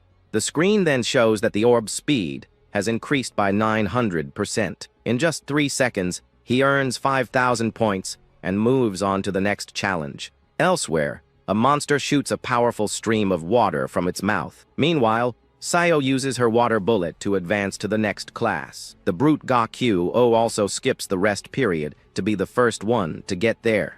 As for the first place finisher, Hana Hanyu, she prefers to recover her mana before continuing. Suddenly, the screen shows that the Nightmare class was cleared in 21 seconds. Everyone is shocked and wonders who the guy was that managed such a feat. Our hero then says it's time to move on after his victory. In the VIP box, Fujiwara can't believe he defeated a level 15 giant. With a smile, Heighten tells them to increase the difficulty to see how far the kid can go. The second stage then begins with 2 Purgatory Giants, and our hero is unfazed. The 2 immense creatures appear in the arena and charge forward with everything they've got. But our boy decides to take one of them out while they're still roaring. With his piercing orb, he defeats the first giant and increases its speed. Fujiwara is stunned and wonders if his skill has any limits at all. However, Heighten reveals that the ability does have a very fatal flaw. Suddenly, the second giant charges at the boy with absurd speed. Our protagonist is startled, as the creature is faster than any other. Mendu explains that giants are often mistaken for being slow because of their size. Without wasting any time, our hero prepares another piercing orb for the attack. He then launches his skill just as the monster was getting close. Heighten explains that the giants don't use mana, but their other stats are better. The screen shows that the monster has a total of 940 stat points. The giant then dodges the purple orb, and our hero is surprised by its speed. Mendo realizes the orb is slow, and the boy used the beast's roar as an opening to attack. The monster then strikes with a powerful punch, and our protagonist dodges with a jump. The force of the blow is so great that it creates a massive crater in the arena floor. A rock explosion happens, kicking up a lot of dust and debris. Our hero then realizes the orb can be dodged at mid-range. Heighten says that if he uses the skill knowing it won't hit, it means he's out of tricks. With a smile, Our protagonist says that since the beast is fast, he'll just get closer. He then activates his thunder wave and charges straight at the giant. With his speed, he easily dodges all of the monster's attacks. The giant is then surrounded by lightning and can't land a single hit. From the VIP box, the girl with glasses is stunned by the boy's agility. Fujiwara panics because the attack is much stronger than the rhino's. However, Mendu stops him from calling the rescue team and tells him to wait. Heighten agrees, saying the power is great, but it's useless if it doesn't hit. The giant's fist then stops just inches from the ground, missing its target. The creature kneels, defeated, and can no longer move to fight. With a smirk, the monster looks at our hero and beckons him to come closer. The giant then turns its head, surprised by our hero's audacity. With a jump, our protagonist lands the piercing orb right on the beast's head. With his lightning active, he prepares the final blow to end the fight. The purple energy then pierces through the monster's skull, finishing it for good. The system reports that the orb's speed increased by 1,300%. With the victory, he earns 10,000 points in just 12 seconds of fighting. In the VIP box, the girl with glasses shouts his name, thrilled with the victory. Fujiwara finds her excitement strange and says it's rare to see her so animated. All embarrassed, she makes up an excuse, saying she was just cheering. Mendu then gets a bit awkward at the scene and says she's become more talkative. Heighten then asks why the boy dodged the giant's attacks. He explains that our hero's normal speed is similar to the monster's, but when he activates his electricity, his speed increases dramatically, and with that, the giant's attacks can no longer hit him. Fujiwara says that even so, he's already secured first place with his points. But to surpass the strongest man, our hero can't stop here. With a determined look, he shouts that he can't stop, not even for a second. The third stage begins, and now there are 3 purgatory giants to face. With his purple orb, he defeats the first monster in a single shot. Heighten then smiles, because the boy chose to continue, and he expected nothing less. Fujiwara remembers that Heighten made it all the way to stage 4 in one go back in the day. The old man then wonders how our hero will fare, since Heighten's limit was stage 3. One of the giants then attacks with full force, and our hero prepares to dodge. With his speed, he dodges the punch, and the monster smashes the ground. He uses his thunder wave and closes in to attack the second giant. With his piercing orb, he defeats the second one and increases the speed. Our protagonist then says that for the third one, he'll use a different strategy. He then throws himself forward and is swallowed by the last giant in the arena. The monster clamps its mouth shut, thinking it has won. The creature then celebrates, thinking it has finally defeated its enemy. With his red eyes, our hero says he's going to tear it apart from the inside out. A massive fire explosion occurs, completely consuming the giant. The system reports that the skill's range increased by over 1,100%. With the victory, he earns 15,000 points in 13 seconds of fighting. From the VIP box, Fujiwara is shocked because the boy used the same skill from the first phase. The fiery explosion sweeps the arena, leaving nothing of the last giant. Our hero is then exhausted, as his mana has completely run out, but he knows his skill's passive will recover his energy quickly. The fourth stage begins, and now there are 4 giants for him to face at once. Heighten says that if he passes this stage, he will surpass even his younger self. Heighten is anxious and wants to see how far the kid can go in this fight. Our hero realizes that as the orb's speed increases, so does its accuracy. With a few more boosts, he'll be able to hit the creatures from a distance, but he knows his mana is limited, and he can't afford to miss a single shot. Suddenly, one of the giants spews chains from its mouth and traps him. Our protagonist is surrounded by the chains and can't move. He's surprised by the attack, as he didn't expect chains to come out of the beast's mouth. The giant then pulls him in and hits him with a powerful punch. The blow sends him flying into the arena wall with great force. Unable to move, he's caught by the monster and is in a bad spot. The giant then squeezes him with its claws, preparing for the final blow. Under the pressure, our hero's body begins to be crushed by the grip. The force is so great that the giant manages to punch a hole in the arena. Our protagonist then falls to the ground, all beaten up and with no strength left. Desperate, Fujiwara tells Heighten to help him before it's too late. Heighten wonders if this is the end of the line for our protagonist. He then remembers when he too was defeated in one of his fights.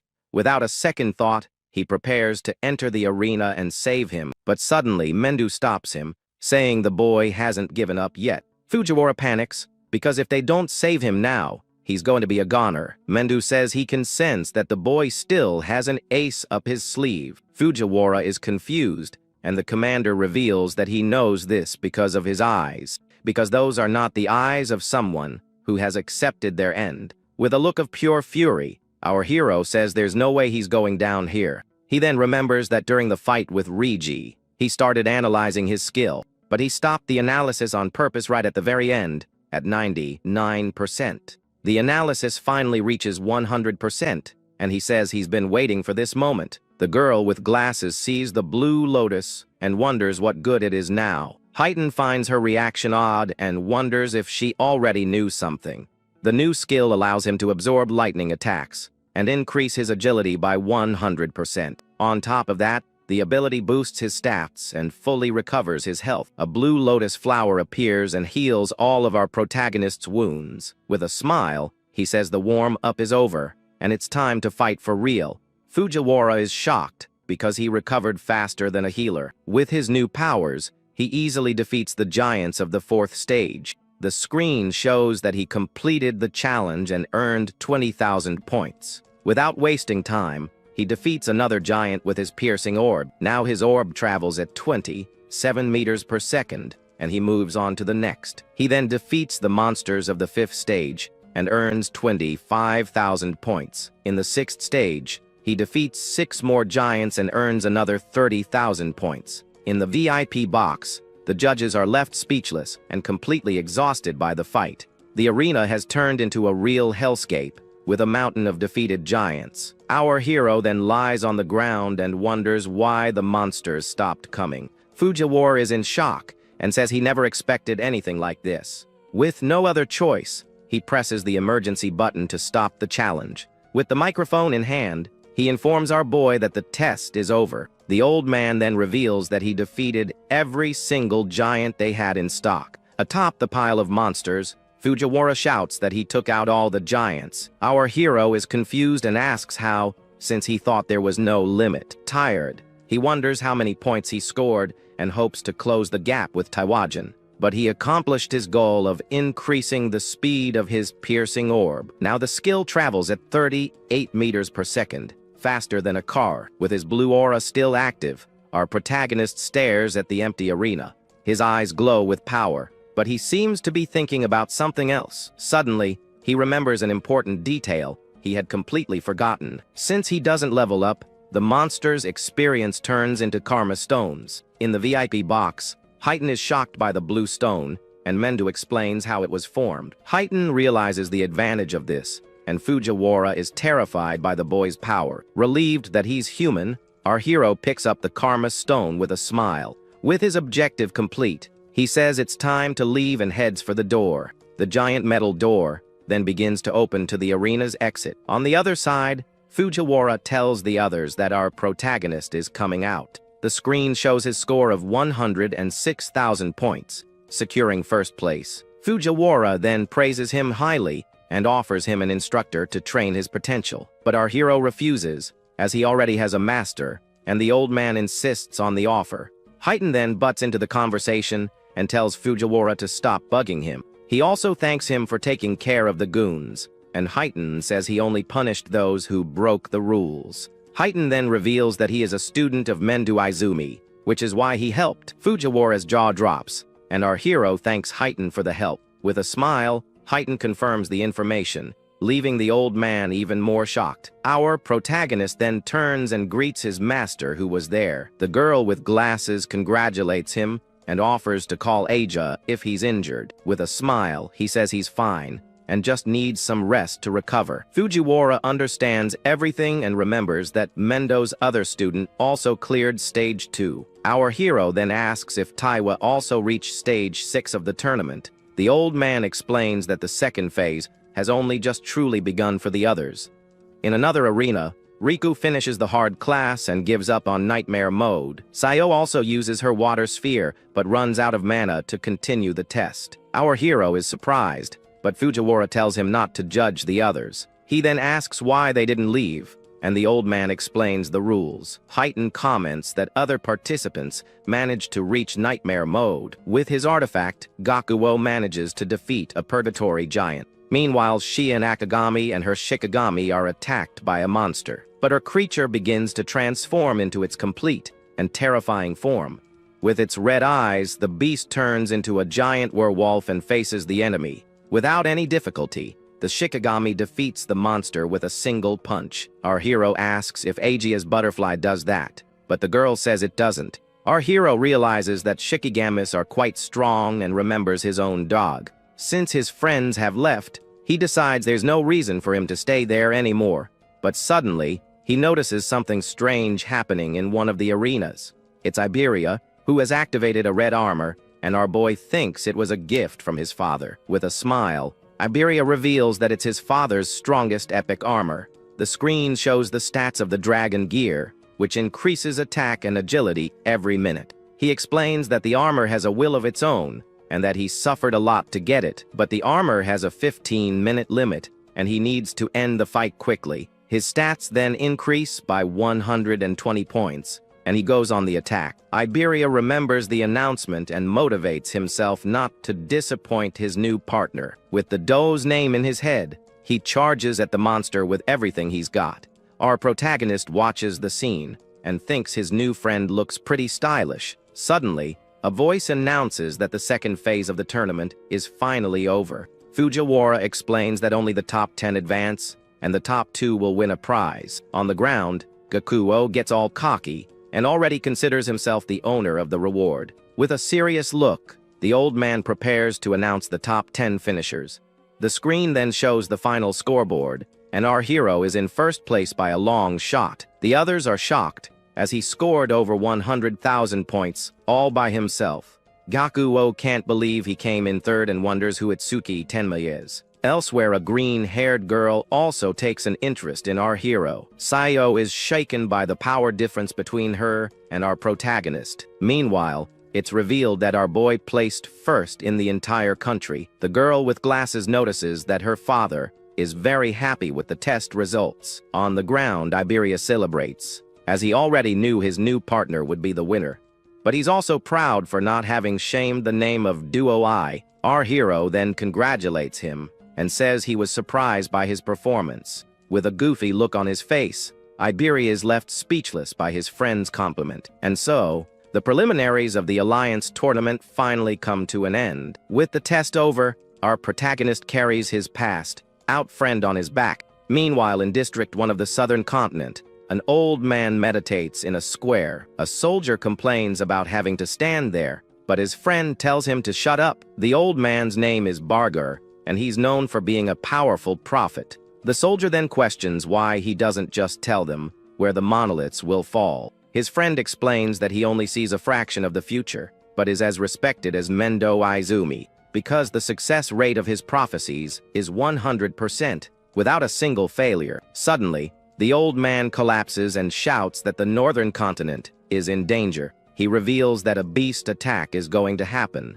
and one of them is level 100. At night in a flower garden, someone starts a conversation with our hero. The screen shows that his total stats have surpassed 1,500 points. This is an incredible feat, as the normal gain is 50 points per level. With this, our hero is compared to a level 30 Awakened. Additionally, his passive skills continuously increase his defense and agility, but his attack power is the only thing that he can't increase for now. Our protagonist is then caught off guard by a familiar voice. From outside, Riku calls him to eat, saying he made his favorite dishes. He decides to put the problem aside, as he might get an attack skill later. Then, everyone gathers at the table to enjoy the feast Riku has prepared. Our hero notices a friend's absence and asks where Iberia is. Aja explains that she healed him, but he was exhausted and is still sleeping. Riku is surprised that a level 7, like him, passed a phase that they couldn't. Suddenly,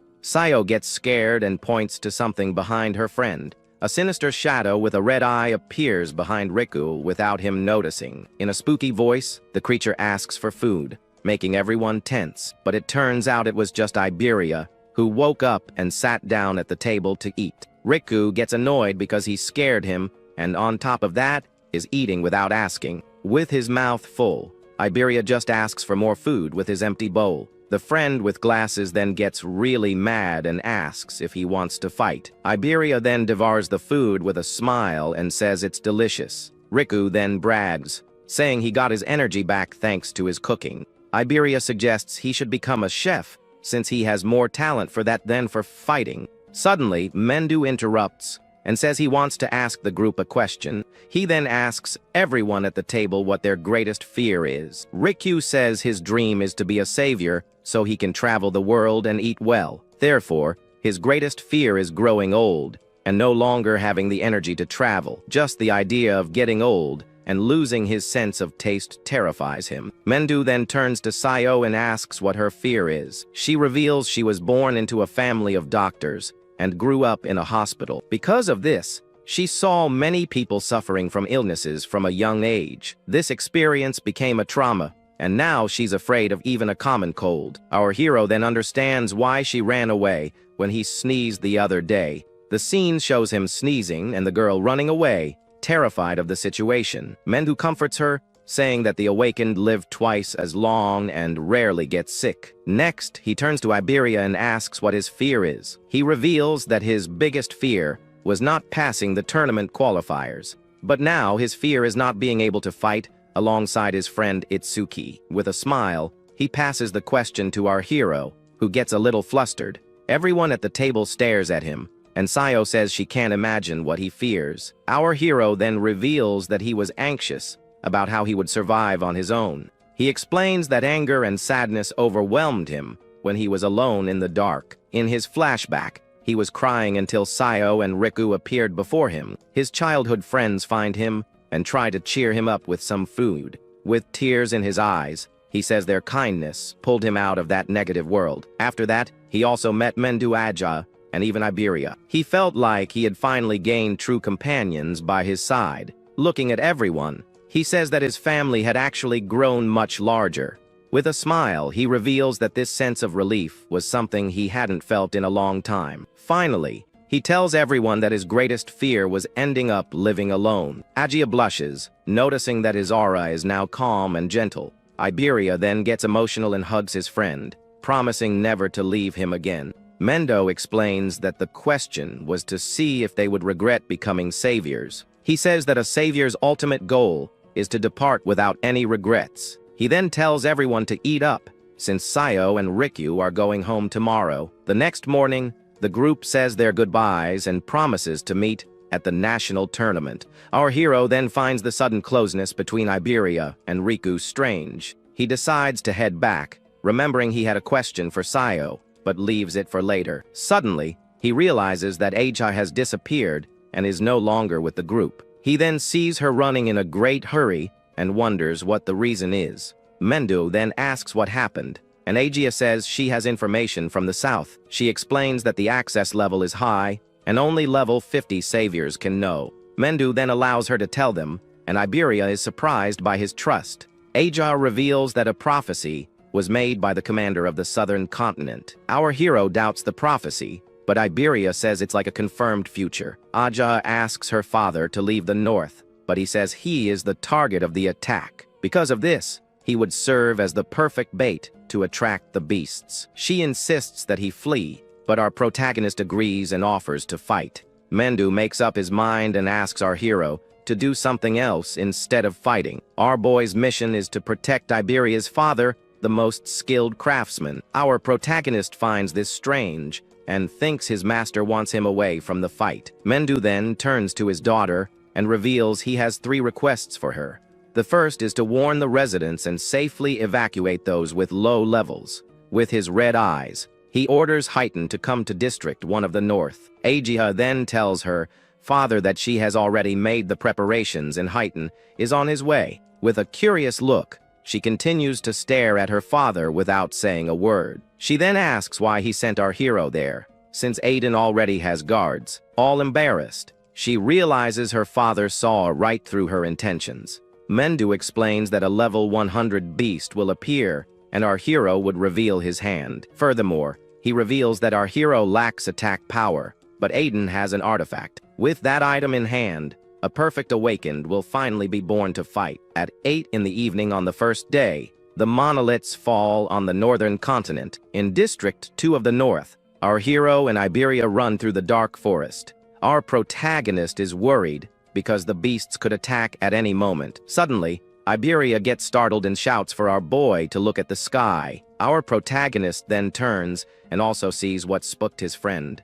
A flaming monolith then crashes down right in the center of the city. A huge explosion of light occurs, consuming the surrounding buildings. Our hero is concerned, as the civilian evacuation is still underway. In the city, the awakened panic, because the beasts arrived way too early. The barrier begins to form, and he finds himself in a dilemma between the mission and the civilians. He knows Iberia is exhausted, but hasn't asked to stop because of his father. Iberia then says they should go help, because without a strong awakened, many will be lost. With a smile, Iberia changes the plans, and our hero agrees to help. Suddenly, a stone fist erupts from the ground and attacks the awakened. A level 21 fire golem then appears and faces the heroes. The group realizes the fight will be tough, even with 3 level 15s. One of the awakened uses his stone shield and tells everyone to hold the formation. With the shield in front, he tells the others to look for an opening to attack. But the golem unleashes a blast of fire and easily destroys the shield. The awakened is shocked, as he didn't expect so much power in a single blow.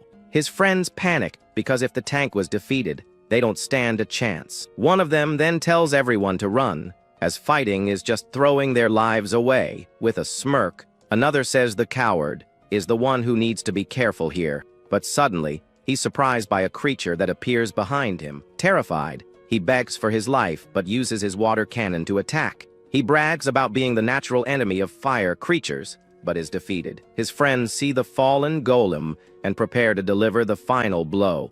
But the one who attacked gets cocky and says he'll finish the beast himself. Suddenly, the golem gets back up and glares at the awakened with a look of hatred. The monster then unleashes a massive fire blast, and everyone thinks it's the end. But a wall of ice appears, protecting the awakened from the golem's attack. With the arrival of reinforcements, one of the Awakens says everything will be okay now. Our hero then tells Iberia to evacuate the civilians, and his own defense increases. Iberia brags and says that one day he'll be stronger than Jin Taiwa himself. One of the awakened gets annoyed by the boy's audacity and calls him a brat.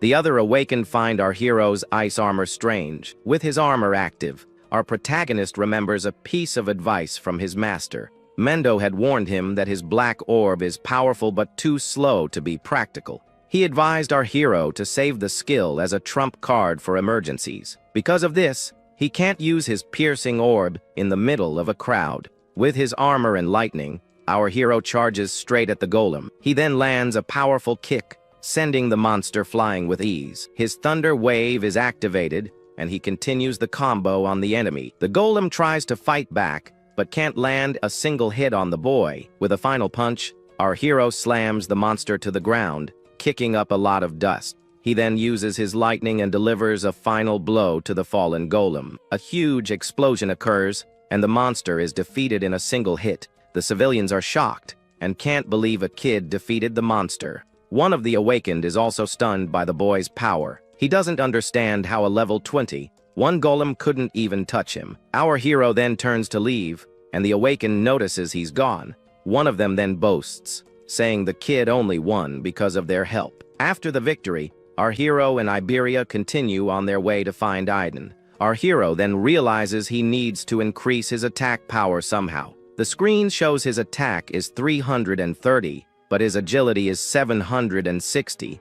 Iberia praises his friend's speed, but our hero says it means nothing without power. Tired, Iberia is surprised because he had never thought of it that way before. Our protagonist then says there's a good way to increase his attack power. Iberia reveals that his father's workshop is full of artifacts to help his friend. With a goofy smile, he imagines our hero all geared up in incredible armor. Our boy finds the laugh strange, but but notices that his friend is very tired. Suddenly, he picks him up and tells his friend not to push himself so hard. Without waiting for reply, our hero takes off running with Iberia in his arms. The night continues, and the moon illuminates their path through the dark forest.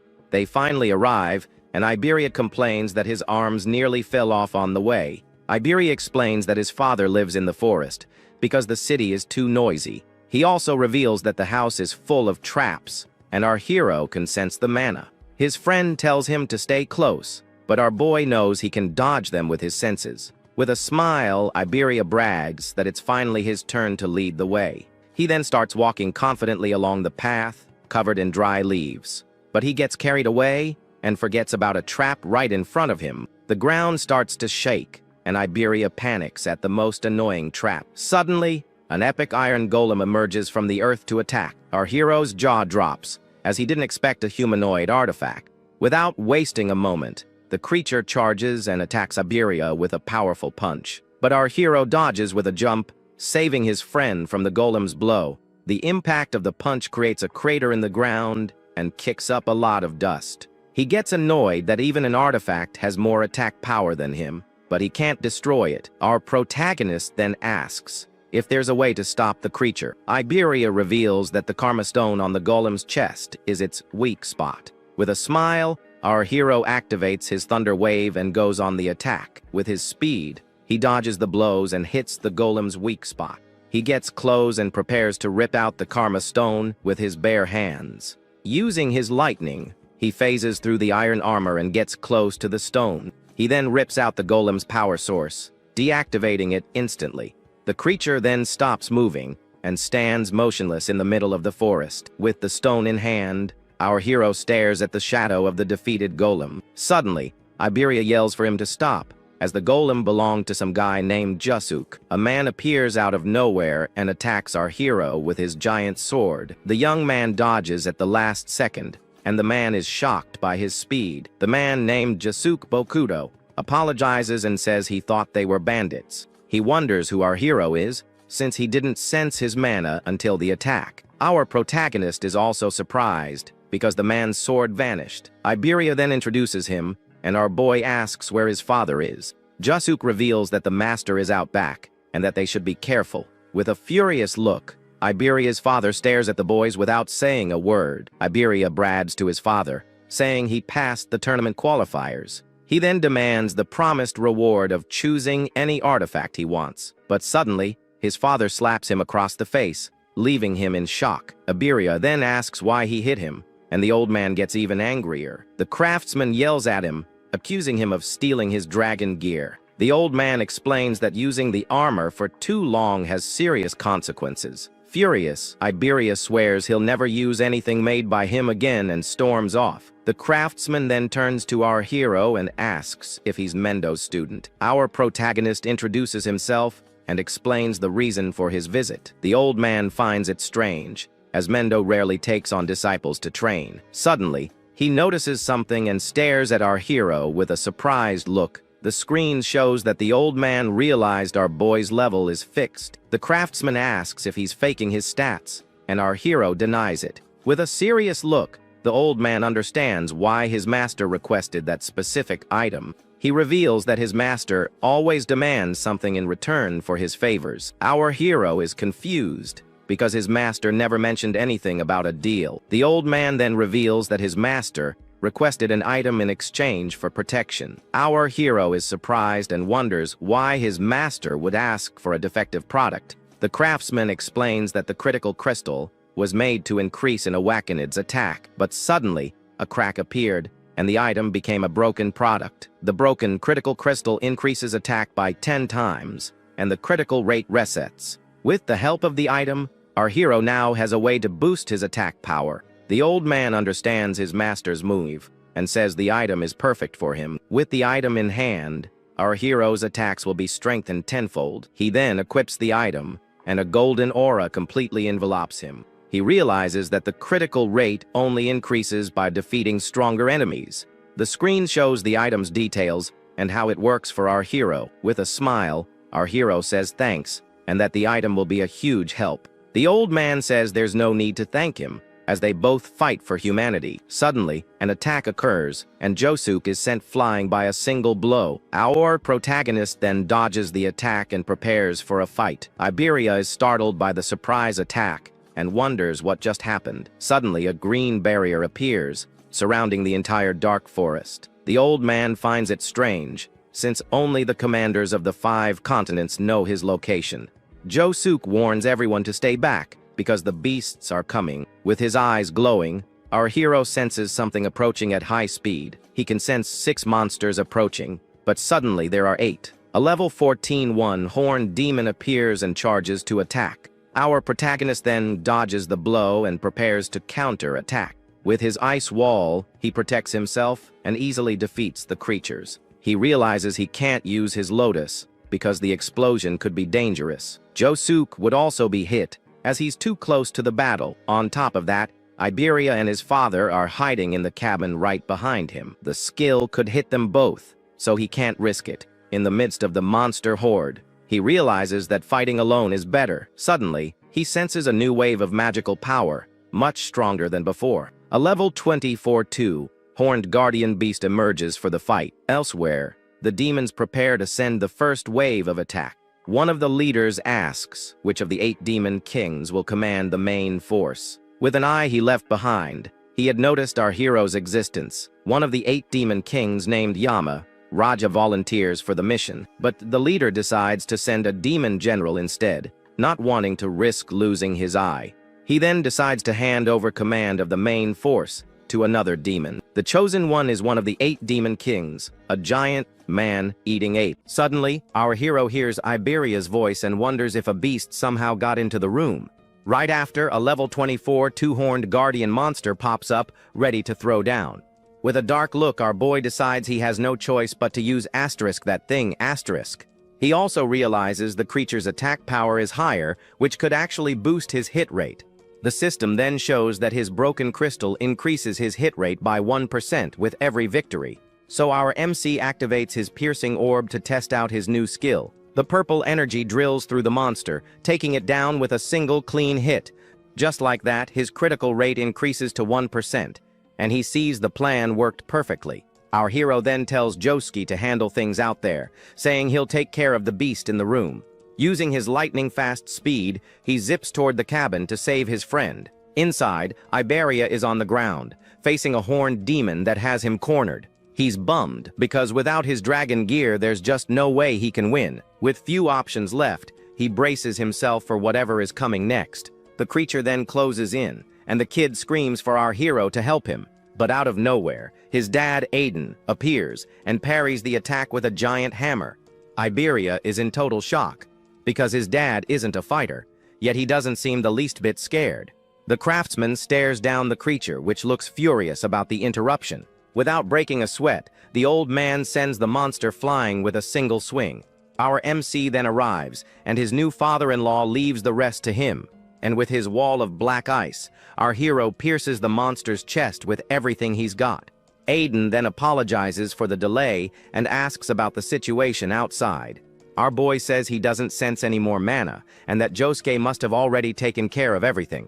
From a distance, they see all the bodies, and Iberia is shocked by Josuke's strength. However, Josuke says there's no time to relax, because the barrier is still up. With a serious look, he says he'll take down the beasts, while destroying the barrier. But our hero stops him and tells him to protect Aiden and Iberia right there. The craftsman then notices the intense look in the boy's eyes. It's not fear, but a thirst for battle. So Aiden decides to leave the barrier for our MC to handle all by himself. Josuke asks if he's sure about this, since a green barrier has beasts up to level 260. Like a bolt of lightning, our hero dashes off to attack, completely unfazed by the danger. He then says he can finally fight without having to hold back anymore. Iberia decides to go too and asks Josuke to look after his dad while he's gone. However, Aiden stops him, telling him to quit messing around because they live in completely different worlds. Iberia shoots back, saying that a team covers each other's weaknesses and provides support. But his dad just calls him dead weight and says if he keeps this up, he'll just end up causing problems. The boy is stunned into silence, hearing the harsh truth from his own father. Aiden explains that rule doesn't apply when it comes to our hero, because he is someone special. He then asks if his son has ever truly seen the look in our MC's eyes when he faces a beast. Meanwhile, the system detects 5 enemies and restores 50% of his mana. Surrounded by enemies, he gets ready and tells them not to get in his way. With a single blow, our hero activates his Lotus Explosion, taking down 5 enemies at once. His critical rate is now at 2%, and he's not about to let anyone get near Iberia. From a distance, his friend is startled by the massive explosion that lights up the entire forest. He and Josuke get worried, thinking our hero must have run into some seriously strong beasts. The guy in the armor then realizes the reason the MC isn't leveling up must be his unique gift. Our MC reaches the green barrier and senses that the beasts here are on a different level. He tries to use his mana detection, but the barrier completely blocks his signal. Then he remembers his master telling him that the barrier's color indicates the monster's level. The color green means the beasts inside are between level 26 and 50. Thinking about all the sweet experience points he's about to get, our boy summons his new Shikigami. The system shows that the Deathhound is a B rank, level 16 creature with some pretty good stats. With a smirk, he pets his new companion and says he'll give all the experience points to it. At a residence at night, a young woman informs her father that the Awakened guards have arrived. Then, a man in armor introduces himself as Chirijimakai, a first-grade savior, level 63. The woman explains that other saviors have come and are watching the perimeter, but she asks where Heighten is. With that, she reveals that she spoke with the man 6 hours ago, and he was on his way, but now he's not answering his phone. At this moment, she worries because monoliths are falling all over the north, but the old man says that common beasts are no threat to him. Izumi then asks her to keep trying to make contact, as only a special, grade savior can handle the beasts from there. However, the man in armor questions if they aren't overestimating the special, grade saviors. He boasts, saying the difference between them isn't that big, and there's no beast they can't defeat. The old man retorts that confidence is good, but the delusion of being on their level is another story. Then Izumi says that all this confidence is because he has never faced a truly strong beast. Suddenly, the warrior becomes alert and shouts that a monolith has fallen, and the disaster beasts are coming. The elder looks to the sky and says they have finally arrived, while the young woman reports she still hasn't been able to reach Heighten. With a confident look, Kei tells them not to worry, as he will eliminate every last beast. Right after, he declares that he will prove in that moment that the first grade are a match for the special grade. Elsewhere, we see the green barrier that our hero was tasked with destroying. Our protagonist and his wolf, Grim, are inside the barrier, and he notices the scenery is the same as outside. Then a beam of green light shoots up, and the young man feels a strange atmosphere as his magic detection activates. He can feel the magical waves inside, but not outside, and concludes that they are separate spaces. With that, his system detects 5 enemies and recovers 50% of his mana. Our hero tells his wolf to wait there and take care of any beast that tries to escape. With a smile on his face, he calls the wolf a good boy and activates his electric power. Then, 2 monstrous creatures run in his direction to attack him. Using his speed, the young man dodges one of the monsters without difficulty. With that, he activates his black wall and smashes one of the beasts with full force. Next, he uses an electric attack to take care of the other creatures. The blow hits the monsters head-on and throws them far away with the impact. Suddenly, a much larger and more imposing beast appears in front of him. Without wasting time, our hero uses his piercing orb straight at the creature's face. The purple energy passes through the creature, giving it no chance to defend itself. With the victory, his critical rate increases to 3% in total. The young man calculates that with this rate, he will soon land his first critical attack. He then notices the green monolith and says it's the first time he's seen one up close. Then he wonders if destroying the stele will make the barrier disappear and says that one blow is enough. However, his system detects one more enemy, and his mana recovers 10%. With a focused look, the boy realizes there is still one enemy left to defeat. Suddenly, several black spikes shoot out from the ground and advance in his direction. The protagonist dodges the attack and thinks that if he hadn't sensed the magic wave before, he would have been pierced and the situation would have turned very ugly for him. The young man looks at the stele and realizes the attack came from behind it. He then understands that this is a different type of disaster beast than the previous ones. From a distance, we see the immense green barrier that covers part of the forest. Meanwhile, the blonde kid is all bruised up and has a very worried look. Jazuke then warns him that not even Tenma can handle all the beasts, and the boy wonders if he'll end up holding his friend back. The man in armor tells him not to worry because the master exaggerates, but Iberia feels useless. He then explains that green barrier beasts are from level 26 to 50, and the blonde admits he wouldn't win. Jazuke tries to cheer him up, saying that at his age, he didn't even have the courage to enter one of those. Our hero's friend is surprised, and Jazuke reveals that the difference isn't just the level. With that, he explains that beasts from gray barriers have no intelligence and just destroy everything. Although they're strong, they can be defeated with strategy. But the ones from the green barrier are another story. Inside, there can be intelligent beasts like a 4-horned general, level 34. Jazuke says that few from the protagonist's generation could handle that beast, and the young man notes that they are different. The warrior concludes that Iberia isn't a burden because he's immature, but because his friend is too strong. Back to the fight, our hero says he has finally found the rumored intelligent beast. The monster scoffs and asks if he's muttering and pleading for his own life. Then the creature wonders about his strength, but calls him a coward for being level 0 and trembling before it. With a sinister smile, the protagonist says he's just excited, and since the creature talks, he has a question. The monster agrees to grant his last wish before finishing him off. With his red eyes blazing, our hero asks if the creature feels pain. The beast becomes furious and says a mere human cannot make it feel pain. Then it declares that inflicting pain is their privilege and attacks with sharp blades. The creature's blades come down with full force toward our hero. With his electricity active, the young man faces the monster head on without fear. Then he counterattacks with a slashing blow that tears through the air toward the enemy. The creature wonders if it hit him, but notices the boy's mana is increasing. It then realizes that even the opponent's antennae have gotten faster. But our hero trusts in his speed and knows he still has the advantage. However, he gets frustrated because his power is low and the blow barely made a scratch.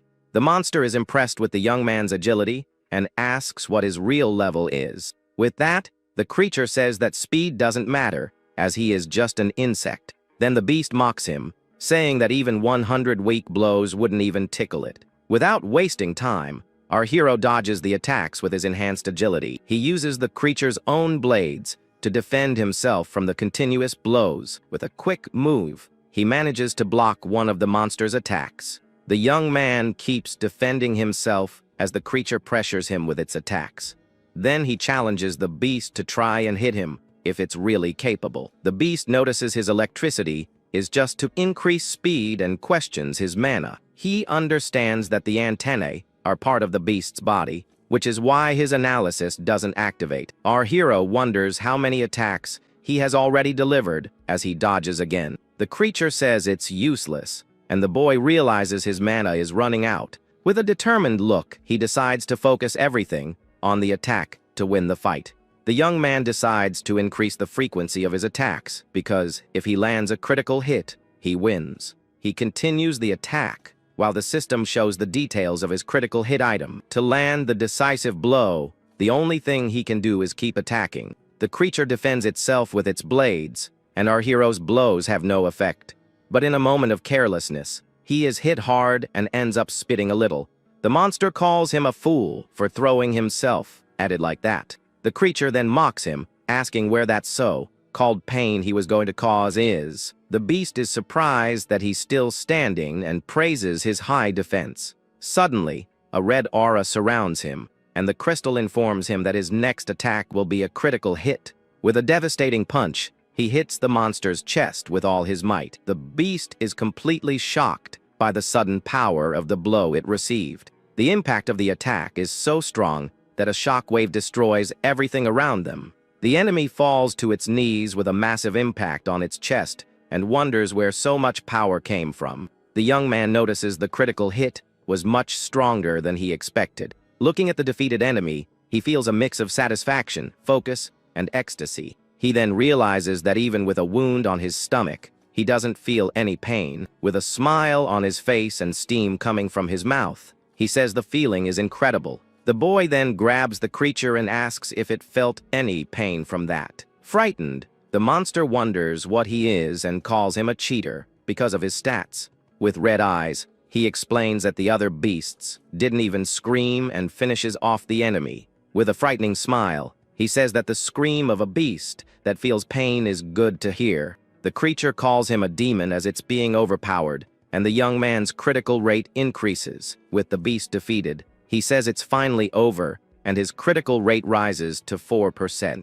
Now that the danger has passed, the adrenaline fades, and the pain from the wound on his stomach starts to set in. He then notices that the barrier has become transparent, which means there are no more beasts inside. The young man approaches the monolith and realizes that he only needs to destroy it to complete his mission. Without wasting time, he throws a punch with all his might and shatters the stele into several pieces. Exhausted, he falls to the ground and thinks the stele was weak, but he needs to check something before heading back. With a serious look, he remembers an important detail about his new companion. A wolf's shadow appears in front of him, and the protagonist asks the creature to show itself. His wolf, Grim, then appears, and the young man notices that he seems much bigger than before. With a surprised look, he notices another change in his new Shikigami. The system shows that the wolf went up 3 levels and gained 150 status points.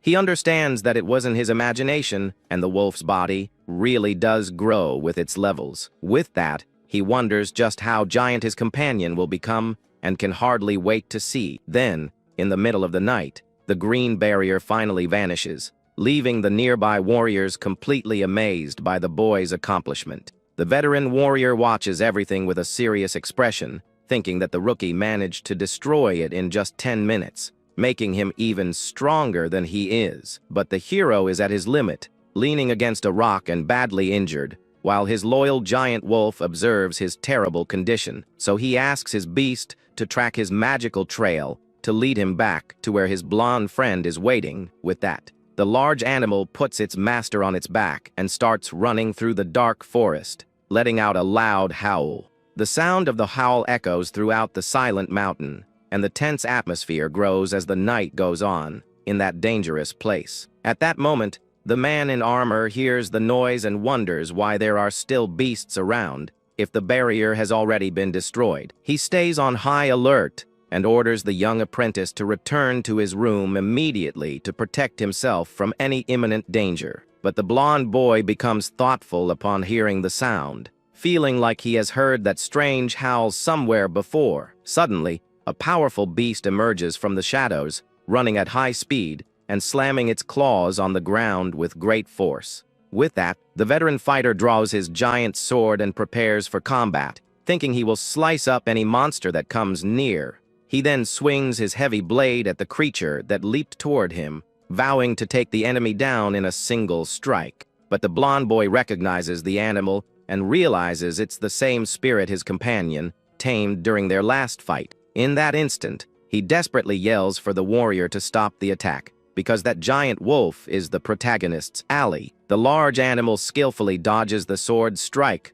while carrying its wounded and unconscious master. The veteran then stops his attack and sees the boy's body on the ground, being protected by the enormous, bright-eyed beast. He is confused to see a level 0 commanding spirits, and thinks that this young man's combat power is a complete mystery. Meanwhile, his blonde friend runs over, worried, to help the hero, wondering how he can use abilities from other classes. As he gets closer, he sees that his friend is covered in injuries and desperately asks what happened in that intense battle. But the protagonist can barely open his eyes and just asks for a moment to rest before losing consciousness completely. Seeing his friend unconscious, the blonde boy panics and screams desperately, not knowing what to do to help him. But the veteran warrior calms him down, saying there's no need to cry because the boy is still alive. With tears in his eyes, The blonde friend asks if he really hasn't passed on. Then the man in armor points to the injured boy's chest and shows that he is still breathing normally. The protagonist, who was half awake, asks his partner to use the Kodama bandage he still had. The blonde boy says he'll take care of it and watches his companion on the bed, thinking he'll never catch up to him in power. He reflects on his job as a wind elementalist, who controls the air and its flow. The screen shows that his gift is for healing and only works on himself and his allies, but his damage is reduced. He hated this ability and had never used it before, but now he will use it as many times as necessary. With that, he activates his rank C ability called Healing Wind, and a green aura surrounds him. The young man uses his healing magic on his friend and asks him to get well soon for the sake of their duo. The protagonist seems to be in a lot of pain during the process, and his partner gets worried, calling out his name. Suddenly, a gigantic purple barrier forms over the region, coming from a monolith that fell nearby. Shortly after, a powerful attack cuts one of the buildings in half with absurd force. A woman then sees a fallen warrior and a monster in dark armor standing in front of him. She tries to heal the wounded man with her magic butterfly, but he just yells for her to get away from there. The warrior faces a giant minotaur and says that humanity doesn't stand a chance against such a strong creature. The screen reveals that the monster is a level 80, one minotaur warrior from the Bull tribe. The figure in dark armor warns someone named Izumi that he needs to flee the area immediately. The minotaur then glares at the figure and calls him Izumi Nento with a look full of contempt. The minotaur boasts about finding his target, and the man in armor understands that he is the creature's objective.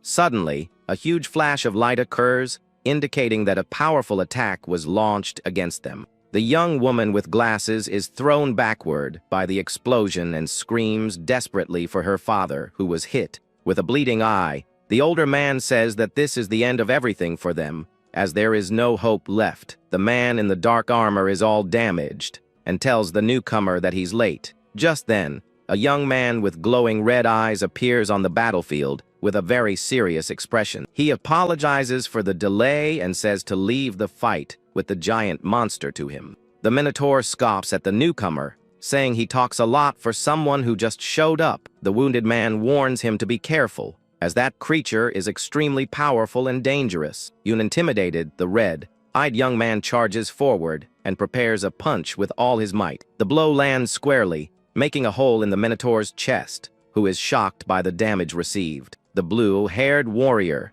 is left with his jaw on the floor, unable to believe the absurd strength of that attack. He watches the scene and wonders if that is the true power of a special class savior. The warrior thinks that special class saviors are no longer human, but rather monsters with extraordinary strength. The young woman celebrates the victory, but the savior says the real show is just beginning as the barrier changes color. The barrier, which was once purple, now turns red, indicating an even greater danger for everyone there.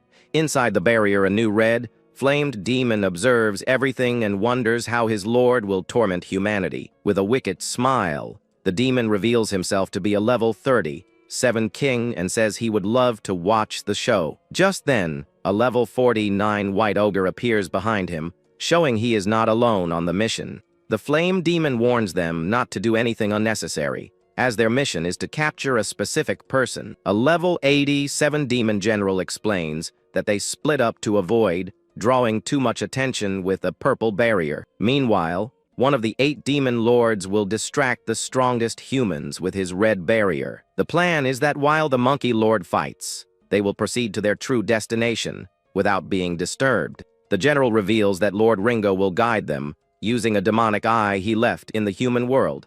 This eye shows the coordinates and the scene of their target, who at this moment is our hero lying in bed. Suddenly, the protagonist wakes up startled from a nightmare, and one of his eyes is red like a demon's. Still lying in bed, he thinks about the strange dream he had about his late mother. In the dream, his younger self was telling his mother that he finally found a beast that feels pain like humans. The little boy said happily that he had struck the creature down and that her revenge was complete. But his mother figure interrupts him with a gentle voice, saying that wasn't quite right. She explains that there are things more important than revenge, and he questions what that could be. Then his mother asks him not to use his power for revenge, but rather to protect those he loves. The young Itsuki is outraged by the request and shouts that it's completely impossible to do. He swears he will never forgive the beasts that took his parents from him in such a cruel way. With eyes red with hatred, the boy shouts that he will definitely get rid of them all without mercy. His mother just watches him with a sad smile on her face as her body begins to disappear. She says goodbye, saying she needs to leave now, and her image becomes increasingly transparent. The boy runs desperately, asking where she is going, as he still had so much to talk about. In her last moment, she asks him to please not let himself be consumed by hatred. He reaches out his hand, trying to reach her, but she vanishes into particles of light while he screams for his mother. Their fingers touch for an instant before she disappears completely into the void. The little boy is left there, alone and helpless, extending his hand to nothing with a lost look. A tear runs down his face as he sits in a dark and melancholic setting. A mysterious voice mocks him for crying over an inferior being who is already gone. With hatred in his eyes, the protagonist turns towards the voice and sees the shadowy figure that haunts him. He screams in anger upon recognizing the creature that torments him in his nightmares. The figure reveals itself to be the demon of destruction and taunts him, saying he only takes the form of a child near that woman. With his body covered in a red aura of fury, the hero yells at the demon with all his being. He charges forward with a powerful punch and swears he will put an end to that evil creature. But the demon envelopes him in its purple energy and says it will let him taste that feeling again. The protagonist's body begins to crack like glass as he is engulfed by the demon's energy. He shouts that he will put an end to the demon Ringa without fail as his body shatters into pieces. The young man wakes up breathless and in a cold sweat, his red eyes still glowing intensely. He realizes it was all a dream and sees his blonde friend sleeping peacefully beside him on the bed. The boy feels a sharp pain in his eyes, even though they aren't injured, and doesn't understand why. He remembers one of his eyes turned red and starts to think about the meaning of that dream. He then notices that his injuries have been healed and wonders if his friend used the bandage on him. He sees his friend sleeping and realizes he didn't rest at all to take care of his wounds. Careful not to wake him, the protagonist gets out of bed and watches him in silence. He decides to tell his wolf not to bark and wake his friend, but the animal is already there in the room. The protagonist realizes what he's done and gets all embarrassed by the situation. Just then, the blonde boy wakes up startled and uses his wind ability, thinking his friend was in danger. But the hero isn't even fazed and thinks that such a weak breeze wouldn't even tickle a beast. The blonde friend is overjoyed to see that his companion has finally woken up and smiles in relief. With that, he hugs the hero, celebrating that his treatment worked, and the boy asks how long he was out. His friend says it was about 3 hours, and the protagonist calculates that it's now the second day of the prophecy. He then assures him with a smile that no other creature has appeared after all that commotion, but the hero still remembers the demon's words in his dream and feels that something bad is about to happen. He then gets up and puts on his coat, saying he can't let his guard down at all. His blonde partner is happy to see that he's fully recovered and ready for more. The protagonist looks out the window and comments that the reinforcements his master mentioned should be arriving soon. Outside, his friend asks for the giant wolf's name, and the hero replies that it's just Death Hound. The blonde boy offers to give the beast a name, but the young man refuses, saying he's not a Shikigami user. His partner is disappointed with the refusal, and the hero thinks that he won't let him name his beast no matter what. The protagonist realizes the bandage wouldn't have been enough and understands that his friend used his healing ability. He asks about the blonde boy's type of power, and his friend admits that his attack abilities are quite weak. The hero then approaches the campfire and asks the veteran warrior if any reinforcements have shown up. The man in armor finds the question strange and wants to know the reason for his sudden curiosity. The protagonist explains that his master was sending help, and the veteran remembers that the forest is very dense. The young man agrees, but even so, he feels that there's something very wrong going on around there. He feels that something evil is approaching in the dark and gloomy forest. Meanwhile, a group of people rushes through the dense woods toward an objective. One of them asks a companion how much longer until they arrive at their destination. The one with the ponytail complains about the place, but is excited about the mission to get promoted. Suddenly, a pink-haired girl appears and tells the group to stop immediately. With that, everyone stops running, and they face each other in a combat stance. The girl says she felt something strange, and that something is coming towards them. In the distance, two shadowy figures realize they've been noticed by the warriors. The young man then shouts for everyone to get ready, because disaster beasts are coming. A fire-haired demon and a giant white ogre block their path. With a wicked smile, the flaming creature asks if they are going to the same place. At that moment, a flaming skeleton is summoned to join the battle. The demon scoffs at human fragility, saying that one fireball was enough. The white ogre is standing there, and its partner asks if it has finished the job. We then see the ogre's fist after he struck down one of the warriors. The demon comments on the brutality of his companion, who flattened the guy. The pink-haired girl is terrified and asks where they came from without a barrier. With a cruel smile, the demon creates a fireball and says they came from very far away. The young woman begins to cry in despair, with no chance of escaping from there. He then warns another shadowy figure not to interfere with his fun. Suddenly, the fire demon is caught by surprise by an ice attack that immobilizes him. Just then, the shadowy figure threatens him, saying that next time it won't end so well. Irritated, the demon tells him to undo the spell that is slowly freezing his body. The ice shatters, and the pink-haired girl watches the scene, startled by their power. With a burst of flames, he breaks free and thinks that he was almost frozen solid. The pink-haired girl is surprised and asks if they're really going to let her go. The demon questions if the woman has some special power to be spared like that. But the shadowy figure says he just wants to test a new ability his lord granted him. Tendrils of darkness grab her, and she screams in pain as she's enveloped by the magic. After the attack, the girl stands still with her face covered by shadows, showing no reaction. Her partner thinks she's gone, but the general reveals he just turned her into a demon. The young woman's eyes glow red, and a strange mark appears on her forehead. The general explains that she is now completely obedient to them, and is on their side in the war. The girl kneels and asks what are the orders of her new master of shadows. He orders her to infiltrate human society until the arrival of Lord Ringa, and that she must say her team was attacked, and she was the only one who managed to escape. The Master of Shadows says that since she understands the mission, she can leave and begin now. With her face covered by the darkness, the girl gets up to carry out her new order. She then starts running through the dark forest to begin her infiltration among the humans. The flame demon doesn't understand the reason for recruiting someone so weak for their team.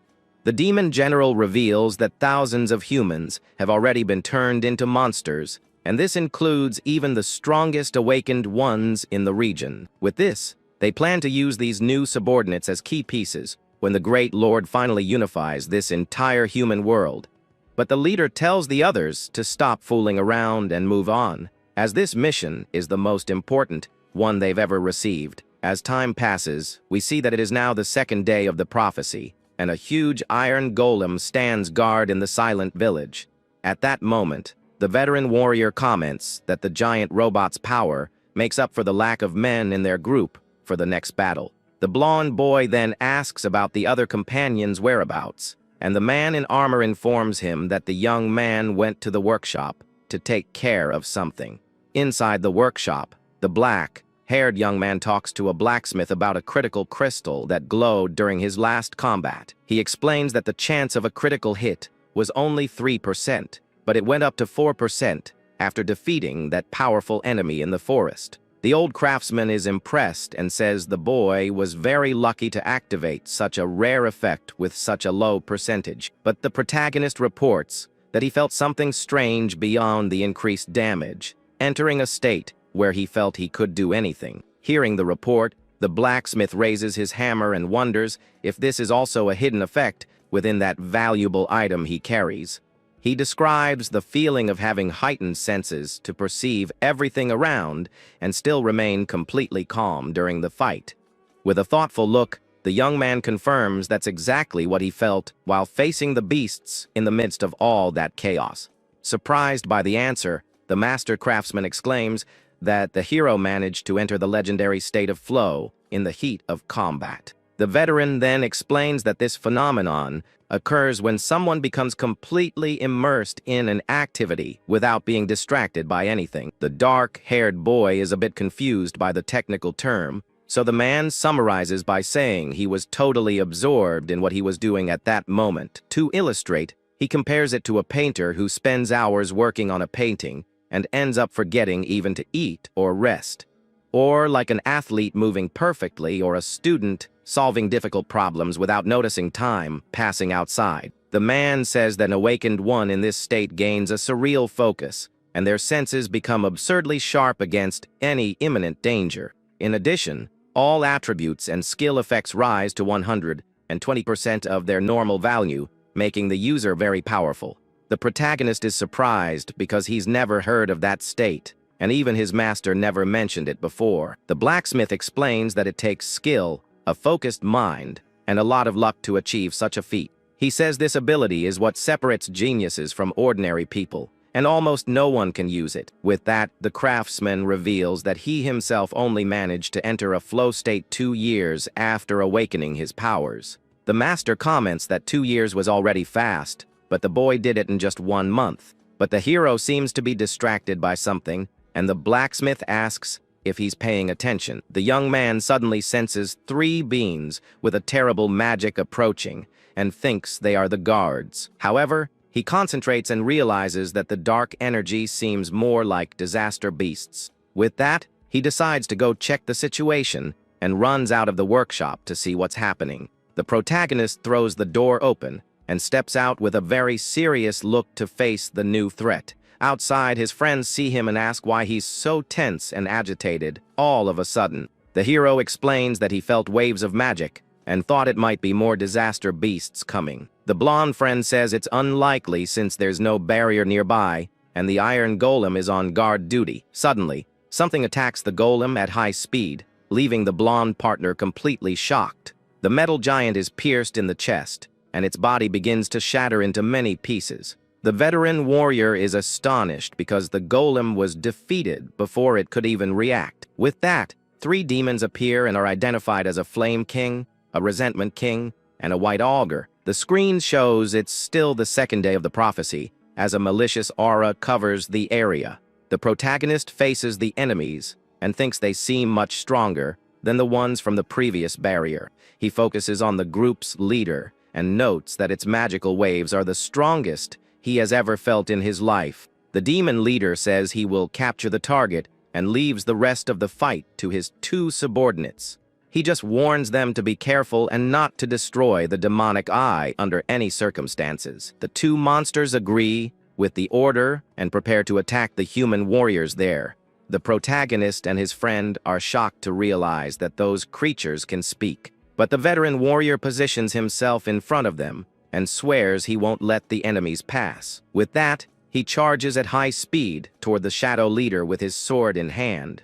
The man in armor is surprised and wonders when the enemy managed to move so fast. He can barely keep up with the movement and realizes that demon is absurdly fast. The veteran vows to stop the monster while the blonde boy shouts that he won't let it get near his friend.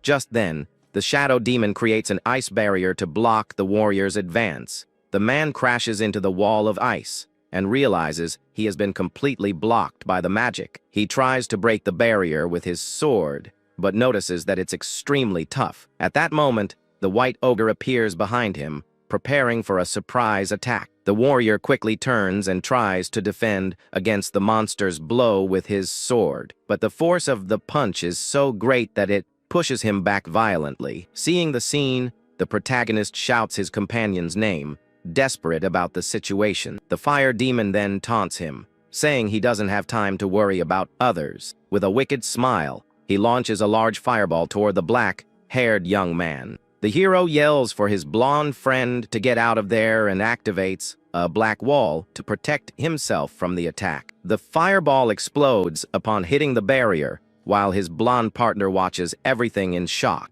The protagonist system detects the flame bullet and activates a rank a copy ability. With that, the analysis of the enemy's power begins, but is only at 1% progress.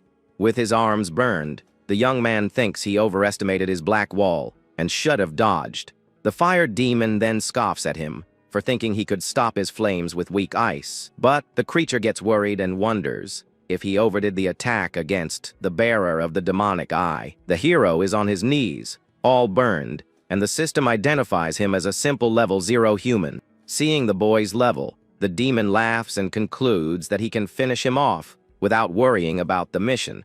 But the young man doesn't give up and summons his death hound to help him fight the enemy. The fire being scoffs at him for wanting to fight 2 against 1 using a simple shikigami. With that, he launches another attack and boasts that not even 10 more beasts could defeat him. The protagonist then looks at his wolf and says that he's counting on his help to win. A large explosion occurs, and the demon is shocked to see that the target managed to dodge the blow. He then focuses on the giant wolf and notices that there's something very strange about that shikigami. The creature notes that the beast is actually running towards their mission's true target. With that, the demon faces him, and the boy thinks that if he feigns weakness, he won't be finished off. Meanwhile, the system screen shows that the analysis of the enemy's power has reached 36%. He smiles, thinking he can buy time for the analysis, but he can't bring himself to act like a coward. With a confident smile, he says it doesn't matter because,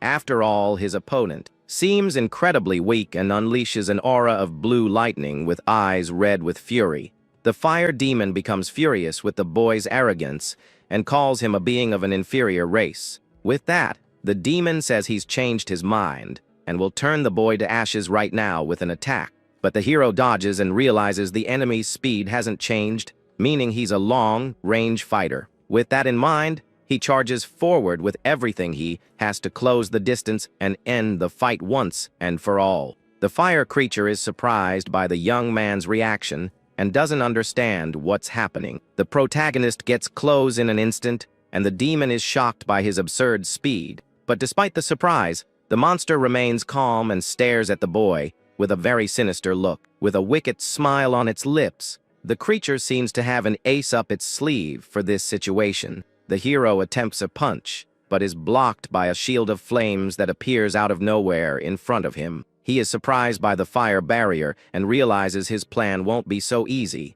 The demon then scoffs at him and asks if he thought the creature didn't know its own weakness. With a quick counter-attack, he launches a blast of fire that hits the young man square in the chest. The blow sends him flying back with incredible force and leaves him severely injured on the ground. He hits a tree hard and feels the violent impact throughout his aching body. With a bruised face, the protagonist understands that he walked right into the enemy's trap. The demon says he's an intelligent beast, and that with that speed, he's no level 0. Even though he's badly injured, the young man gets up and faces the monster with a look full of determination. The fire creature admits that the boy managed to fool him completely with his act. The monster then warns that it would be easier if he just stayed quiet and accepted his end. The hero sees that the analysis of the enemy's power is at 81% and needs more time. The scene cuts to the village, showing that it's 3:14 in the morning and the giant wolf is howling. The demon leader lists the blacksmith's achievements and calls him the most excellent craftsman of the human race. The man then asks if he plans to end his life, but the creature says it won't do that if he is useful. But the craftsman responds with a defiant look that, unfortunately, he doesn't like taking orders from anyone. With that, he draws a tool and charges at the enemy with his eyes red with pure fury. Then an ice aura surrounds his body as he prepares for a counter-attack with all his power. The demon is surprised because the man covered himself in ice instantly and realizes the ability is rank A. The creature tells him to give up and freezes him to the ground, saying they decide who lives and who is done for there. Hiding, the blonde friend panics, thinking his father will be taken, and plans an attack. He shrinks behind a suit of armor, completely terrified by the situation and unsure of what to do. Suddenly, the protagonist's death hound bursts in, and the boy recognizes his friend's beast. The large animal charges straight at the shadow demon, ready to tear it apart. But the enemy leader isn't fazed by the charge and faces the creature with a cold, calculating gaze. In the blink of an eye, the great beast is completely frozen by the opponent's ice power. With that, the wolf's frozen body hits the ground hard and shatters into many pieces of ice. The demon gets angry with its subordinates for letting the beast get past, and the blacksmith sees that reinforcements have arrived. The blonde boy is terrified to see that not even such a strong Shikigami could get close to the enemy. He understands he doesn't stand a chance and thinks he needs to call the protagonist for help in the fight. Just then, he remembers his father warning him that his actions could cost his friend his life.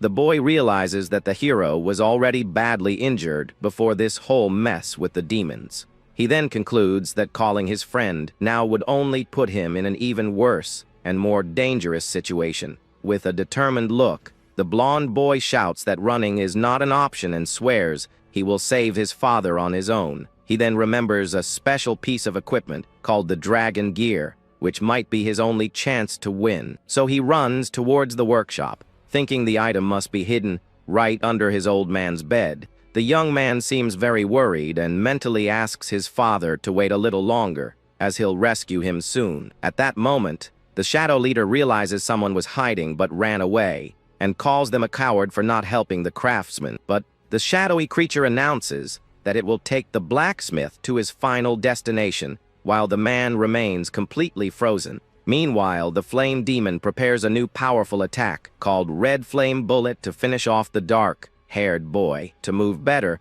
the hero activates his black wall and covers his badly burned leg. With that, the young man activates Thunderbreaker to gain a bit more agility and escape the explosions. The fire monster observes the boy's persistence and notes that although he keeps dodging, his speed has dropped a lot. The enemy then prepares another shot, asking how long the young human can keep running from his certain doom. At that instant, the protagonist notices that this time the beast is using both hands to launch an even stronger attack. With a shout of rapid fire, he fires dozens of flaming projectiles toward the boy, who is nearly cornered. The black-haired young man is in shock, seeing the absurd number of attacks coming at him all at once. We then see several fire spheres surrounding the hero on all sides as he tries to find a quick escape route. But there are too many projectiles, and he realizes that his current physical state won't allow him to escape completely unharmed. The boy tries his best and thinks that he would normally dodge this easily, but his body is too heavy and tired.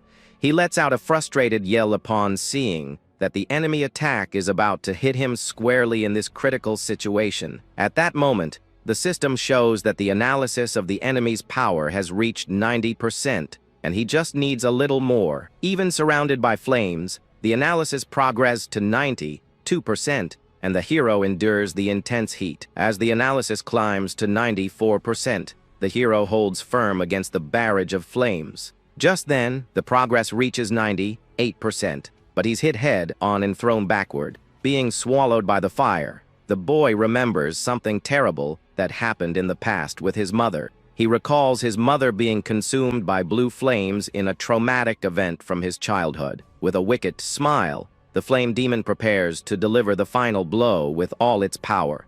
He then launches a piercing red flame bullet to end the young man's life once and for all. But at the last second, the analysis reaches 100%. And a blue barrier appears to protect him from the attack. The fire projectile collides with the ice shield, causing a massive energy explosion in the area. Not understanding a thing, the fire creature is surprised and wonders what that mysterious defense is. At that moment, the system announces that the analysis is complete and Black Wall has leveled up to level 3. With this, his stats increase by 50. And all his injuries are completely healed on the spot. He calculates that this power boost is equivalent to 4 levels for a common awakened one, and is satisfied. The demon doesn't understand how its flames aren't even scratching him, and thinks the hero used some defensive ability. We then see that his black wall has now taken the form of a large, protective ice lotus flower. With a confident look, the fire creature thinks it understands the situation, and that the game is over. He then prepares for a new attack, saying that now the fight is about to get serious. Suddenly, the monster is shocked by something it sees, and its eyes widen in surprise.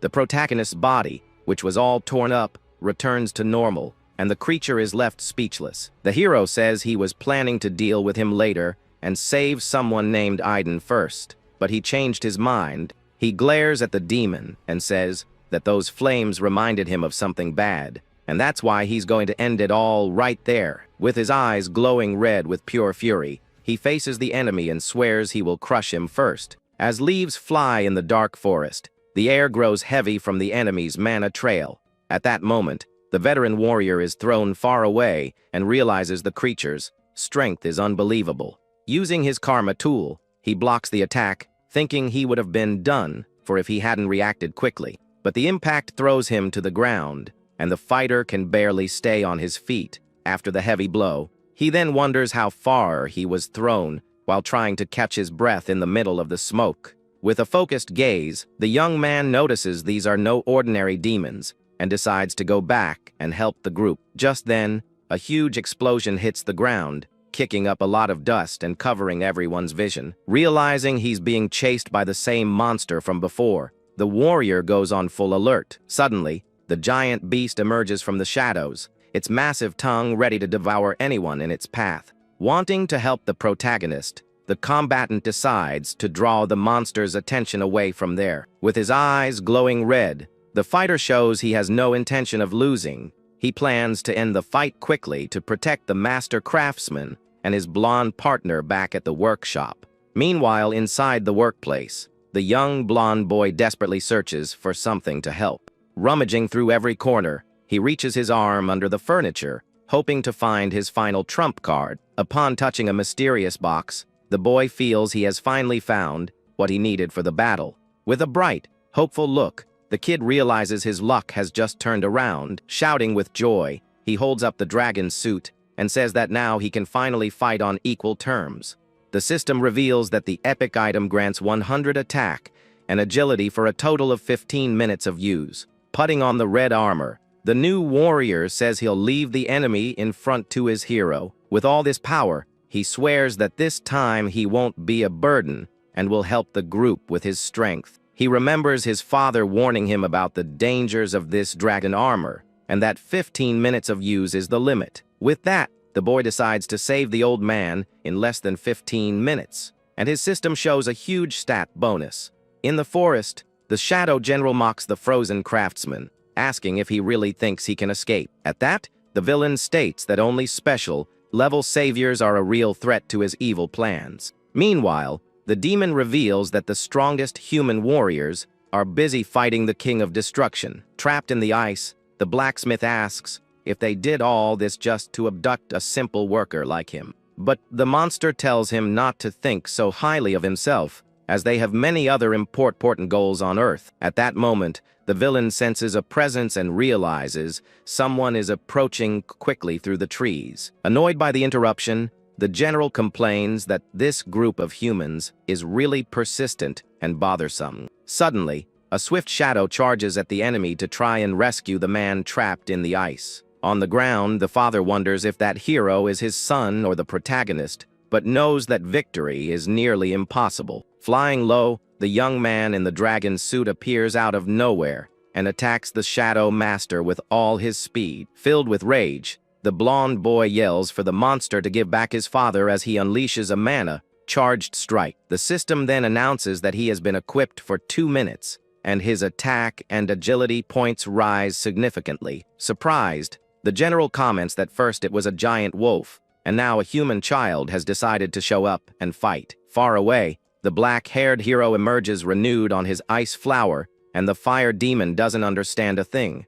Shocked, the villain observes that the boy's body was completely burned, but now it looks like he was never even hit. In disbelief, the monster asks how his opponent managed to recover so much in such a short time. Furious, the flame beast declares that it doesn't matter how many times he heals, because the end result will be his ultimate downfall. In that instant, the enemy launches a frantic barrage of red fireballs to try and obliterate the hero for good. With that, the Black Wall's skill is activated as several fireballs speed toward the young warrior. This causes a massive explosion on the ground, kicking up a ton of dust and heat everywhere. The fire demon then starts to laugh, saying he's going to turn the human into charcoal in no time, but the hero emerges unscathed from the flames, and the system announces that his defense has increased by 15%. At that moment, he activates the Thunder Breaker and prepares to counterattack with a surge of electricity. The monster is shocked to see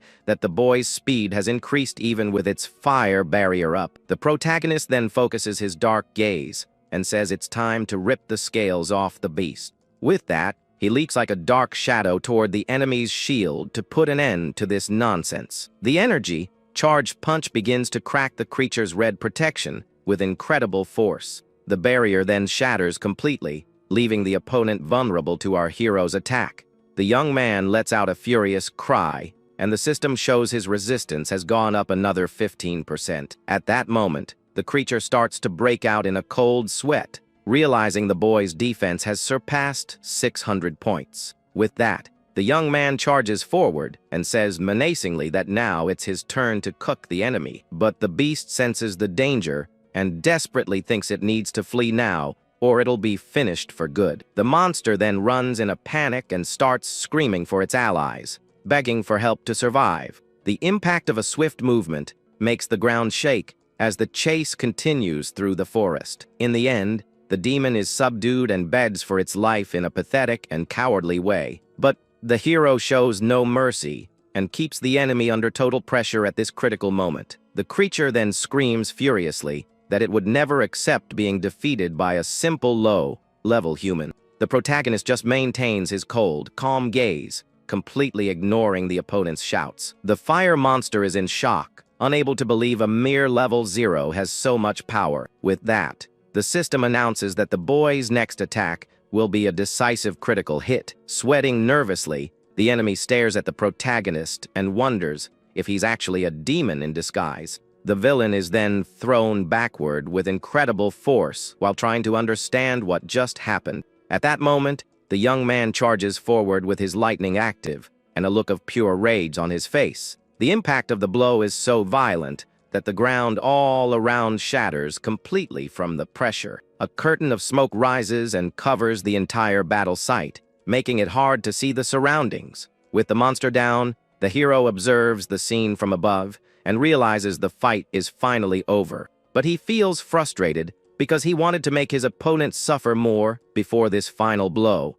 In that instant, the young man realizes he entered the flow state again, right after the critical hit. Pondering, he wonders if there's a connection between his decisive hits and this state of absolute focus. Looking at his system, he notices that his total stats now exceed a value of 2,000. With that, the soul of the defeated beast turns into a green karma sphere, right in the middle of the path. The bright light starts flying rapidly toward the deep forest, catching the hero's attention. With a focused gaze, the boy notices that the energy is heading straight to where his partner is.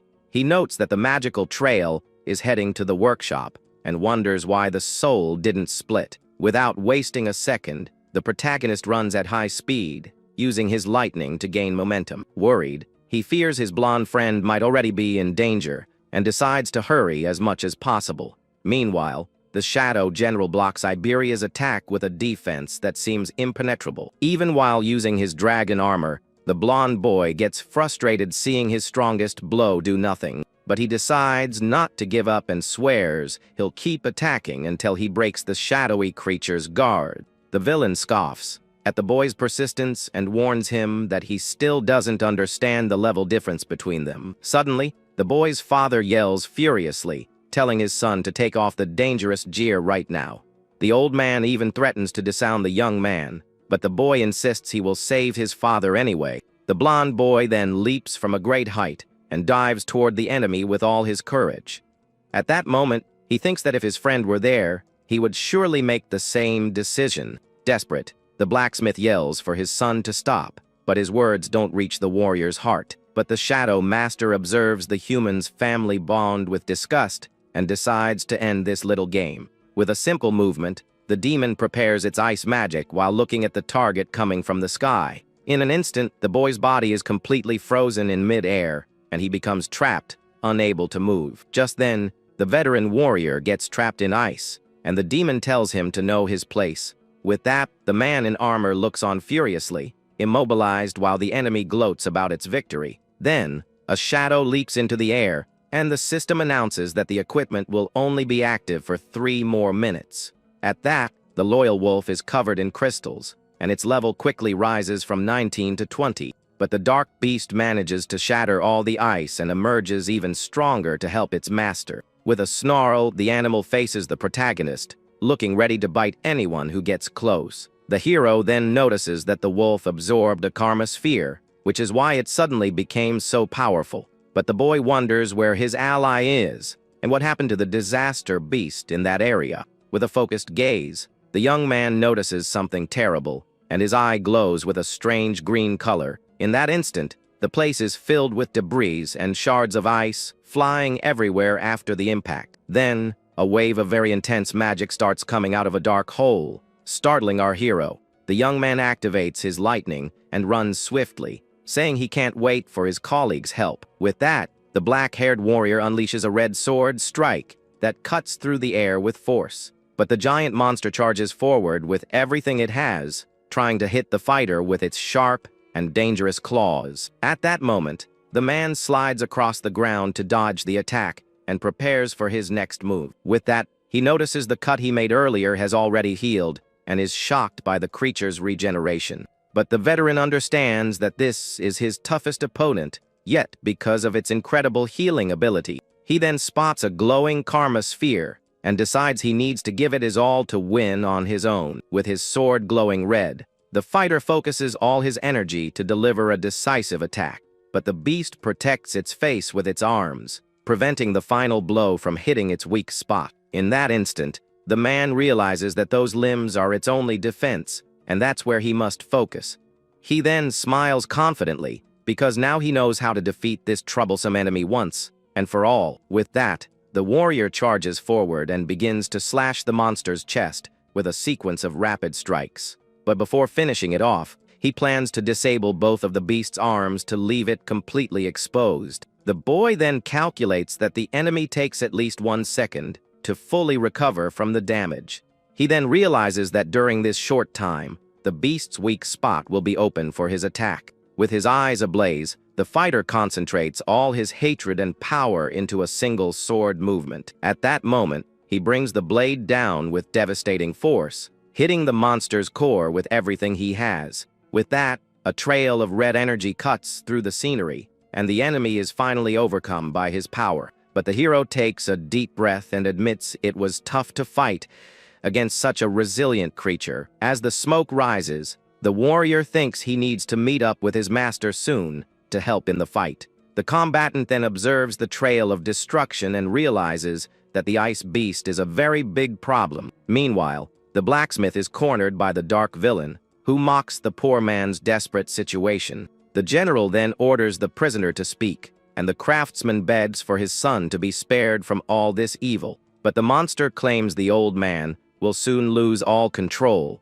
and become just a puppet in the hands of the shadows. At that moment, the enemy reveals that he recognized the boy's armor and knows it belongs to the dragon clan. With that, we see that these creatures possess an incredible life force that continues to live on even after their passing.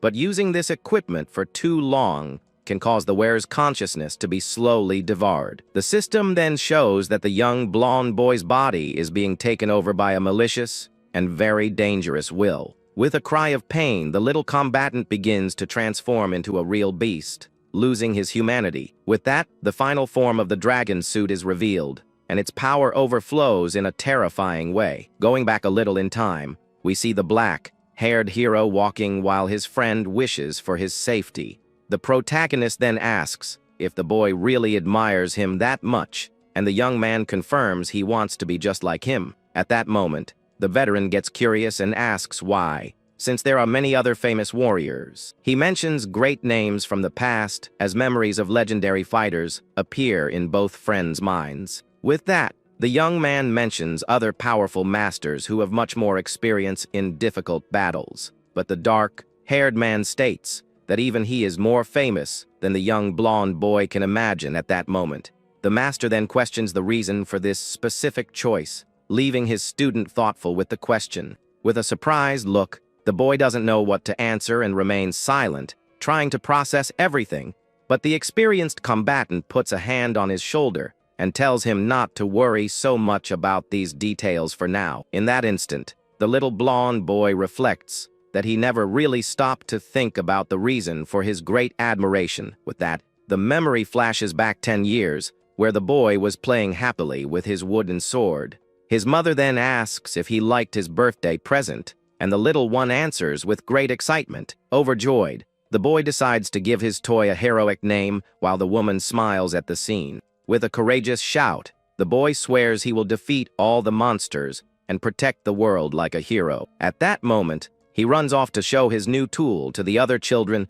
who live nearby. But his parents watch from a distance, and the craftsman wonders if his son actually has any friends to play with. We then see the little blonde boy surrounded by several other kids as he brags about his amazing birthday present. The mood then shifts, and the other children give him strange looks that hide something not so friendly. Full of envy, one of the boys holds out his hand and asks to see the object up close, creating tension. With that, little Iberia holds his wooden sword fearfully. With that, several bullies surround the boy and say his father can make as many toys as he wants. The little blonde thinks about refusing, but fear speaks louder, and he can't say a single word. At that moment, one of the mean boys asks if he's really not going to lend them his precious object. With a forced smile, the little one hands over his treasure, while trying to hold back tears in front of the others. But the kids run off, pretending to be great monster hunters with their new prize.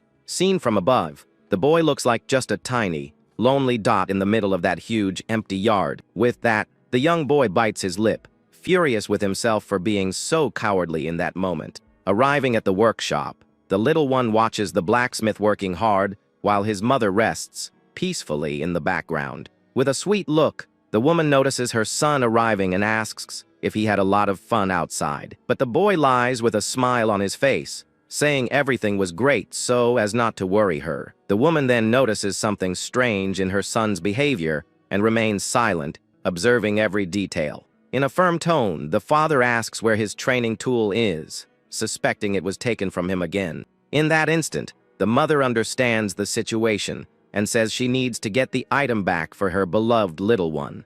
But the craftsman warns that even if they get it back, the bullies will just steal the object again next time. Striking the metal, the old man yells that his son doesn't even have the courage to ask for help when he needs it. With that, the blacksmith complains that he didn't raise the boy to be so fearful and passive. A few months pass, and the little blonde boy appears, crying hard with a golden glint in his eyes. In the hospital hallway, the father grabs the doctor by his lab coat and demands to know why they can't do anything more. The blacksmith then asks if they are just going to wait for her to pass away without trying any other kind of treatment. Inside the room, the woman calls her son in a very weak voice while lying on the hospital bed. With his eyes full of tears, the boy holds her hand tightly and begs her not to go. The mother then says that his father calls him a coward, but she knows he's really just too kind-hearted. But she explains that kindness without strength can be cruel and end up hurting the people he loves most. With that,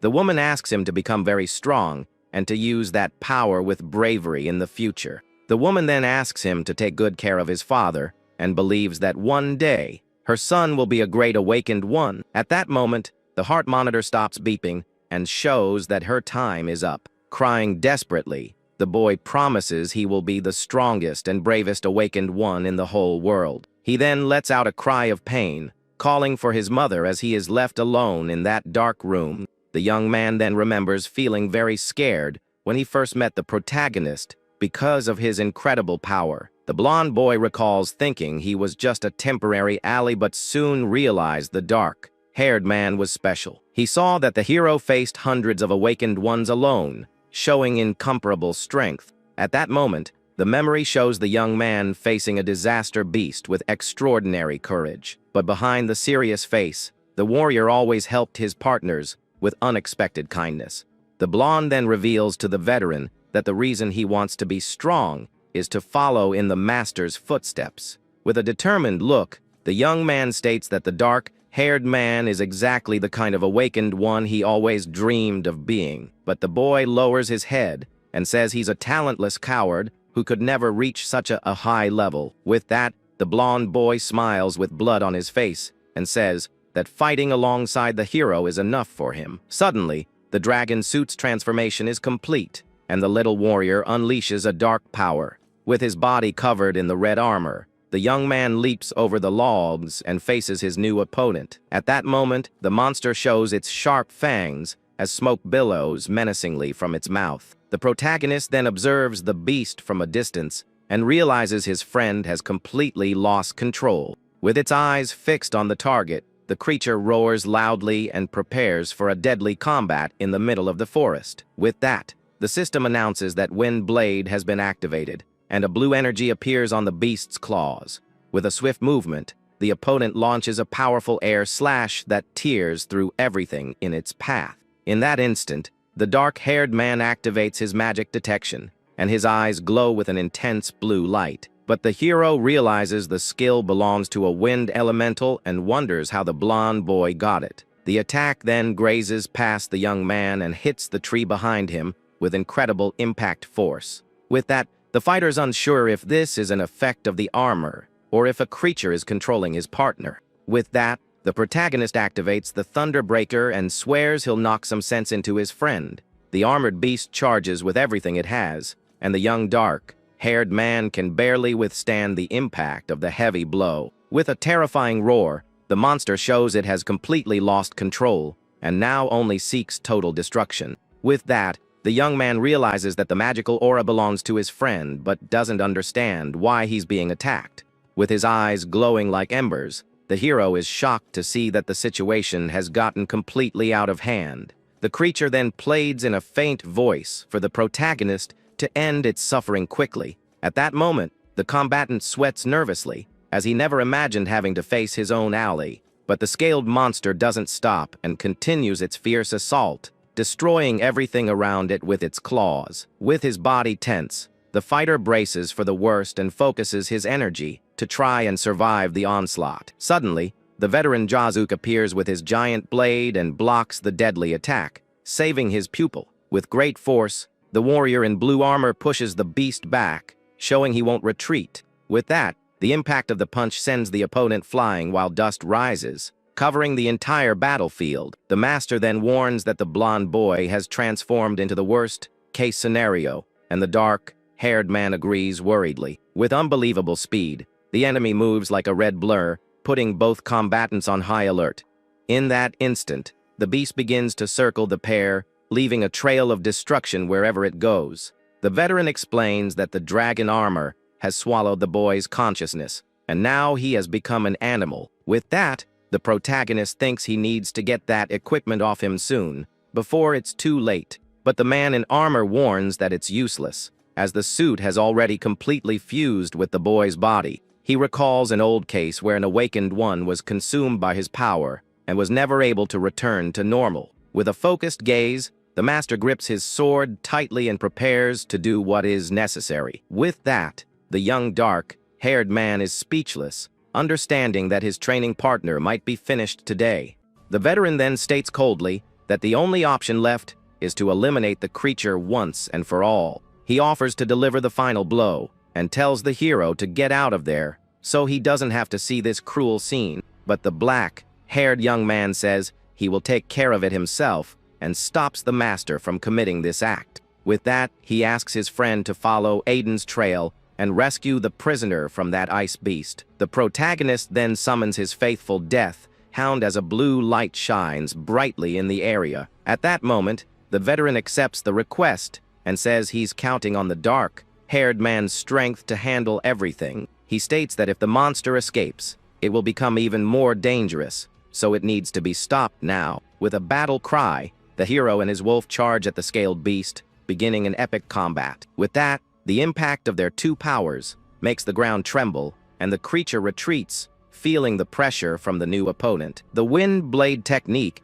is then activated and cuts through the air with enough power to slice through any defense. Observing the attacks, the young man realizes his transcendence ability hasn't activated in this fight yet. With that, the warrior's face is grazed, and blood starts to trickle down during the direct confrontation. The dark-haired man then faces his opponent and concludes that his blonde friend doesn't actually want to harm him for real. With that, the young Iberia takes on his monstrous form and lets out a terrifying roar as he loses consciousness. But the system announces that the Thousand Wind Blades technique has been activated, and the suit's power skyrockets. With that, the dragon combatant flies high and fires several blue energy slashes at the target on the ground. In that instant, the hero is surrounded by the cutting blasts, but remains motionless as he focuses on the fight. He walks bravely through the attacks, showing a dark look that signals the start of his comeback. But the armor's wearer lets out a cry of agony, and tears stream down as he fights against the pain. Far away, a servant informs his master that they managed to capture Aiden, but the White Ogre and the Flame Demon King were defeated by a human. But the Lord doesn't care about the loss, saying that capturing the blacksmith was what mattered most at that moment. The servant also reports that Lord Saro Shokuma is in trouble, and the master says his only job was to keep the elite saviors busy. Then the many-eyed messenger says that Lord Saro is facing just a single special class savior. Hearing this, the demon master is surprised and wonders who this human capable of holding Saro off alone could be, and then asks for his name. The servant then replies that their informant says, "This man has the strongest body of all." He then reveals that the warrior's name is Heitan Akira, and the scene cuts to an intense fight between two powerful beings. We see a white-haired man trading blows with a giant creature, and the impact of their hits is immense. Their battle is on such a high level that it's destroying everything around them and creating a massive shockwave.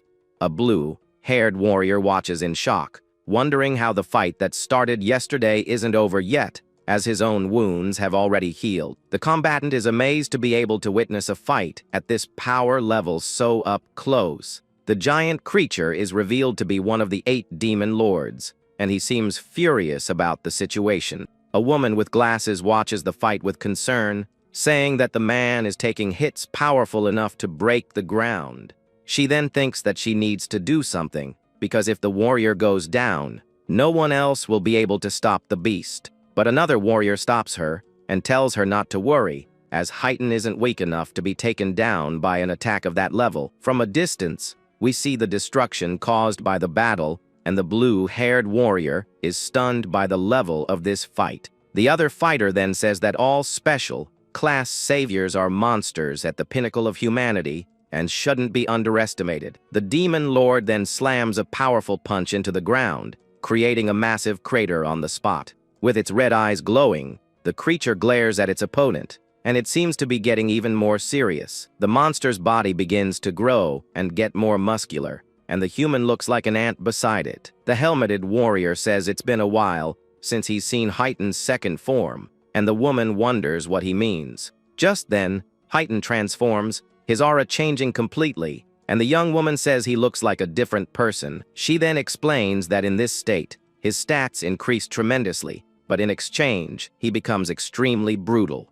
We see the transformed warrior's face, and he seems to have lost control and become a wild beast. The combatant then fearlessly faces the demon's giant fist, bracing for impact. The helmeted man then says that the title the warrior gets in this form is quite a peculiar one. A fiery aura with eyes appears behind the fighter as he charges forward, and he is called the Tyrant. With that, the human lands a mighty punch on the demon's face, sending it flying far away. The warrior then lands on the ground, surrounded by an aura of destruction that shows his immense power. He stands amidst the destruction with a calm look, but his power is so great it frightens everyone watching. We see the warrior in his tyrant form, covered in wounds, but his presence is terrifying and imposing. The blue-haired woman wonders where he is going, and the helmeted man answers that he must be headed to destroy the source of the barrier. She is surprised and happy, as she thought he would lose control, but the fighter still manages to maintain his consciousness. The helmeted warrior then explains that if he were to attack everyone indiscriminately, his power would be nothing more than a great calamity, because that way, the fighter could never be a true guardian of humanity or a special class savior. With that, the hero reaches the barrier's source and punches with all his might to destroy the monolith in one go. We see the eyes of the demon and the warrior, and the man slowly starts to revert to his normal form. His body is battered and he's confused. He doesn't understand anything and wonders why he's there. He looks at the fallen enemy on the ground and wonders if it's over. But someone else emerges from the shadows. An older man supports him and says he's still as much of a meddler as ever. With the demon lord's defeat, the huge red barrier that covered the whole area finally vanishes. The woman with glasses lets out a big sigh of relief, wondering if the great threat is finally over. The helmeted man then asks if she was really going to make a great sacrifice to heal him, and the young woman nods. He then says that's not like her at all and that she's getting to be more and more like the protagonist. With her face completely red, the woman becomes very embarrassed and denies her companion's accusation. She then wonders how our hero is doing, and the warrior reassures her, saying he's with good reinforcements. Meanwhile, Iberia, in his monster form, is crying and wondering why his friend won't dodge his attacks. The protagonist is then struck by several attacks and thinks that the physical pain helps numb the ache in his heart. Even covered in injuries, the young man faces his transformed friend without backing down a single step. In a swift move, he grabs the creature's face, stopping its attack with his own hands. He then calls his partner's name as a dark, purple energy starts to radiate from his body. With a determined look, the young man says this will end right now and prepares for the final move. He then pushes a sphere of dark energy into the creature's mouth in an attempt to purify its soul. The purple energy then courses through the monster's entire body in an attempt to drive out the curse. The protagonist then hugs his friend tightly as the dark energy does its work. With that, the dragon armor starts to shatter and fall to the ground in pieces. The warrior then catches his friend, who has finally returned to his normal human form. Crying and injured, the blonde boy apologizes for messing everything up again. He sobs, saying he just didn't want to be a burden to his partner in that situation. But the hero comforts him and says with a serious look that he has never once considered him a burden. With tears in his eyes, the young blonde man asks if that's true, and his friend reassures him with his words. The hero then reveals that the monster's plan wasn't to get rid of his father, but to use him for something. Filled with hope, the boy asks the protagonist to save the blacksmith, and he accepts the mission without hesitation. The young man then glares at the great villain's shadow and promises to take down the demon responsible for everything. With a look full of rage, he vows to defeat the enemy with his own two hands. The young blonde man begins to lose his strength, his body growing weaker by the second. With one last smile, he says he's happy he could talk with his partner one final time. With his last breath, he asks his friend to look after something very important to him in the future. Just then, the boy's body vanishes in the hero's arms, and the prophecy is fulfilled in the worst possible way.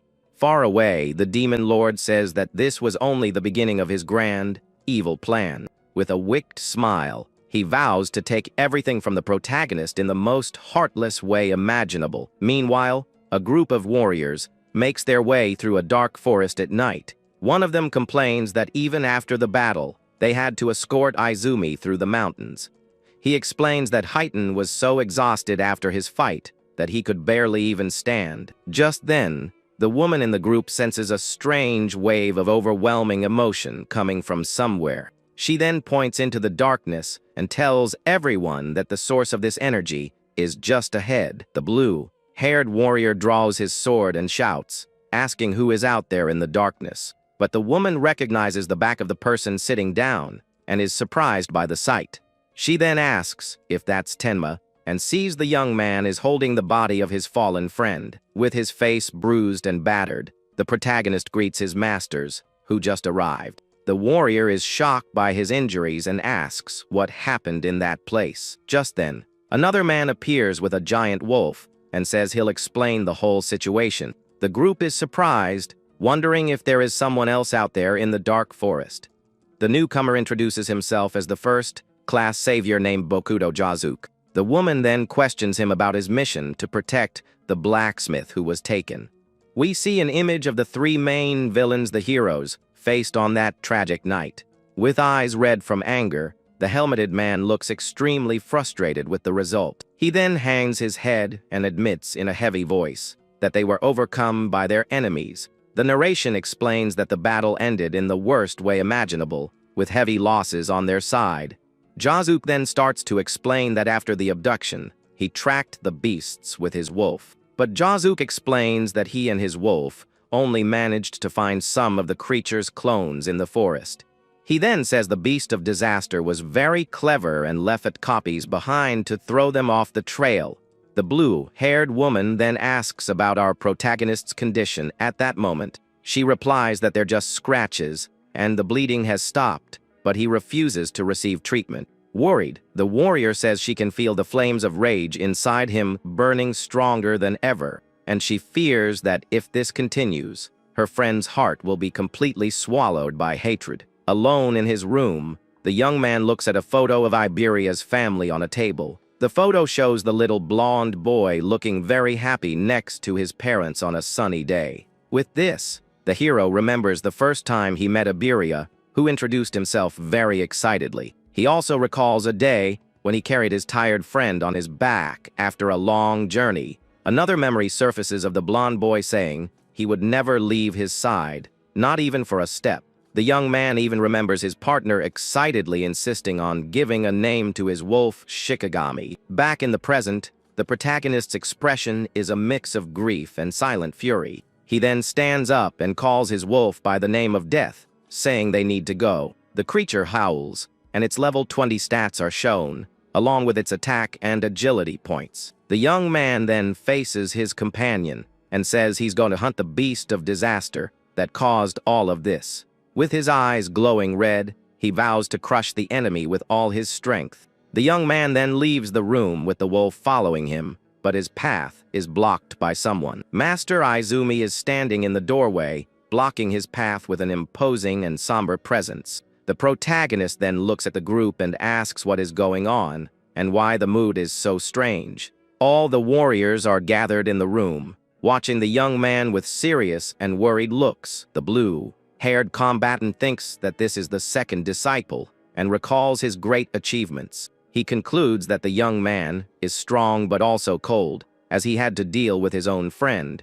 Izumi then asks where he thinks he's going, and the boy says he is going to rescue the captured blacksmith. His master simply says no, and the young man gets angry, asking the reason for that decision. The helmeted man explains that the League has classified the incident as a special level threat, and in order to participate in the rescue mission, one needs to be a second-class savior. Finally, he says that the protagonist doesn't have that qualification yet, and his eyes glow with rage. The young man explodes in fury and yells that he promised to rescue Aiden, and he will keep his promise. The others are shocked, and the woman asks her father not to be so harsh with him at that moment. With that, Izumi asks if he's okay with someone passing on because of him. The protagonist is in shock at the question and can't say a single word in response. Then the master says he understands his feelings and blames himself for being careless with Aiden's protection. He also says that the enemies won't get rid of the blacksmith that easily, and going after them now would be a bad idea. The young man remains tense and frustrated with the whole situation, clenching his fist tightly. But his mentor comforts him, saying that he has limitless potential and can surpass the special class, and he promises that when the young man gets stronger, he will push the League to give him the rescue mission. With a determined look, the hero asks what he needs to do to surpass the special level now. The helmeted man then reveals that the best way to do that is by joining the Apex camp. The young man is confused by the name and repeats it, not understanding what it is.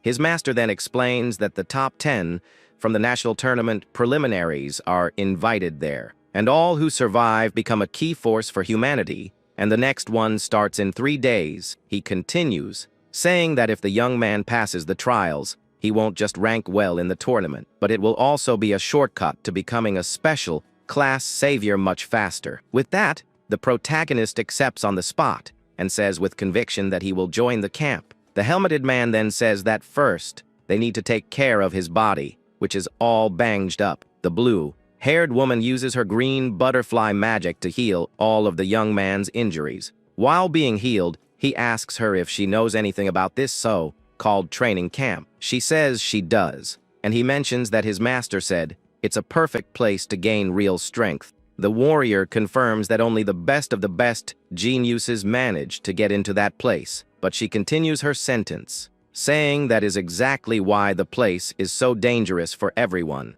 Because she has seen many people who were considered geniuses, their whole lives go there full of confidence. But upon arriving, they realize they are just ordinary people and end up breaking down mentally. The young woman then defines it as a training ground for geniuses, but also as their graveyard. And the training is so brutal that every year, bad things happen to the event's participants. The protagonist says that a place like that is perfect for what he needs. The woman with glasses is shocked and speechless at the young man's completely unexpected response. Now healed, he stands up and says he was worried he wouldn't find any real opponents to fight. With a determined gaze, he states that he can only grow by fighting truly powerful enemies. The warrior is left stunned and slightly flushed by the intensity and confidence in the young man's words.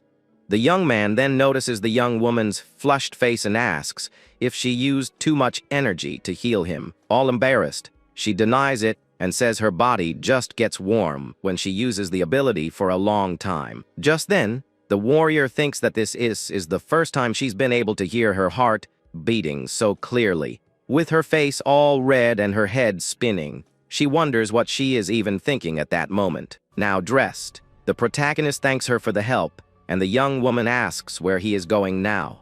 With a somber expression on his face, the young man says he needs to say goodbye to someone important. The scene then cuts to a forest, and we see the hero alongside Jazuke in front of a grave. The headstone reveals Iberia's name, and we see his sword along with some flowers as a tribute. Jazuke apologizes for making him go through this, but the young man says it was his own choice. The warrior then asks if he is leaving already, and the young man confirms he's going to train at the camp for his revenge. The young man explains that Jazuke saved him, and if it weren't for him, the beasts would have already taken his life. He continues, saying that his armor and his weapon were gifts from his mentor, and since his master gave him a new life, the young man promises he will find him again, no matter what. With that, the protagonist makes a gesture to his mentor as a sign of his promise and determination. Stepping back a bit, he points to Jazuke and warns him not to dare pass on before they see each other again. With a clenched fist, the hero swears he will become a savior and rescue Aiden alongside his master. At this, Jazuke seems impressed by the boy's attitude and thinks there's no way for him to look cool anymore. Beside Iberia's grave, the warrior then replies that he will be waiting for him to come back. With a fist bump, the two seal their promise with a gesture of camaraderie and trust. Far away, we see Izumi and his daughter observing the whole scene in silence and with great admiration. The young woman comments that even though he was shattered just hours ago, the young man has already managed to pick himself back up. The young man then reveals that he has just locked all his negative emotions deep in his heart for now. Her father says there are many suspicious points about the attack, and he will call a meeting with the commanders. In the meantime, he leaves the protagonist in his daughter's care so she can handle everything. With a confident smile, the warrior accepts the mission and tells her father to leave everything to her. The young man sees his companion looking very happy and asks why she's making that stone-faced expression. He then calls her sensei and asks where they are going, but she says the information is secret. The young woman explains that she will be his guardian, and the hero doesn't like being treated like a child by her. Losing his patience, the boy asks what they are going to do next, and she points straight ahead. She holds out her hand and says they are going straight to the central continent for the Apex camp. The scene changes, and we see a large explosion that takes us to the recent past of a certain event. In it, our protagonist is shown with a dark aura and a menacing look full of anger. We see a man with glasses screaming in pain as he takes a powerful blow to the face. Battered and out of strength, the young man falls to his knees on the ground, completely defeated from the onslaught. With a cold stare, the hero looks down at his fallen enemy, and his presence is frighteningly strong. With a clenched fist, he delivers a final blow to the man to end the fight once and for all. Back in the present, The young man is covered in bandages and cries out in pain from his hospital bed. He writhes in agony on the gurney and seems to be having a horrible nightmare about what happened. His mother then rushes to calm him down and tells him not to be afraid because she is there to protect him. She then asks with a gentle voice if he dreamed about the person who hurt him again. With clenched teeth, the young man vows he will pay back all the pain he suffered 100 times over. He says he will make his enemy taste a world of hurt, and his mother comforts him with a promise. She tells him that his older brother is back and will be able to get revenge for him for what he went through. At that moment, a giant, shadowy figure appears in the doorway of the room and slowly approaches. The young man begs his older brother to get revenge for him and take down the one who did this. The shadowy figure then asks if the name of the person, who that to him was Tenma Itsuki. The young man confirms it and says he's just an orphan with no one who came in first in the preliminaries. At this, the older brother realizes that if he placed first, he will definitely be at the camp. With a wicked smile on his face, he vows that he will crush our protagonist when he finds him.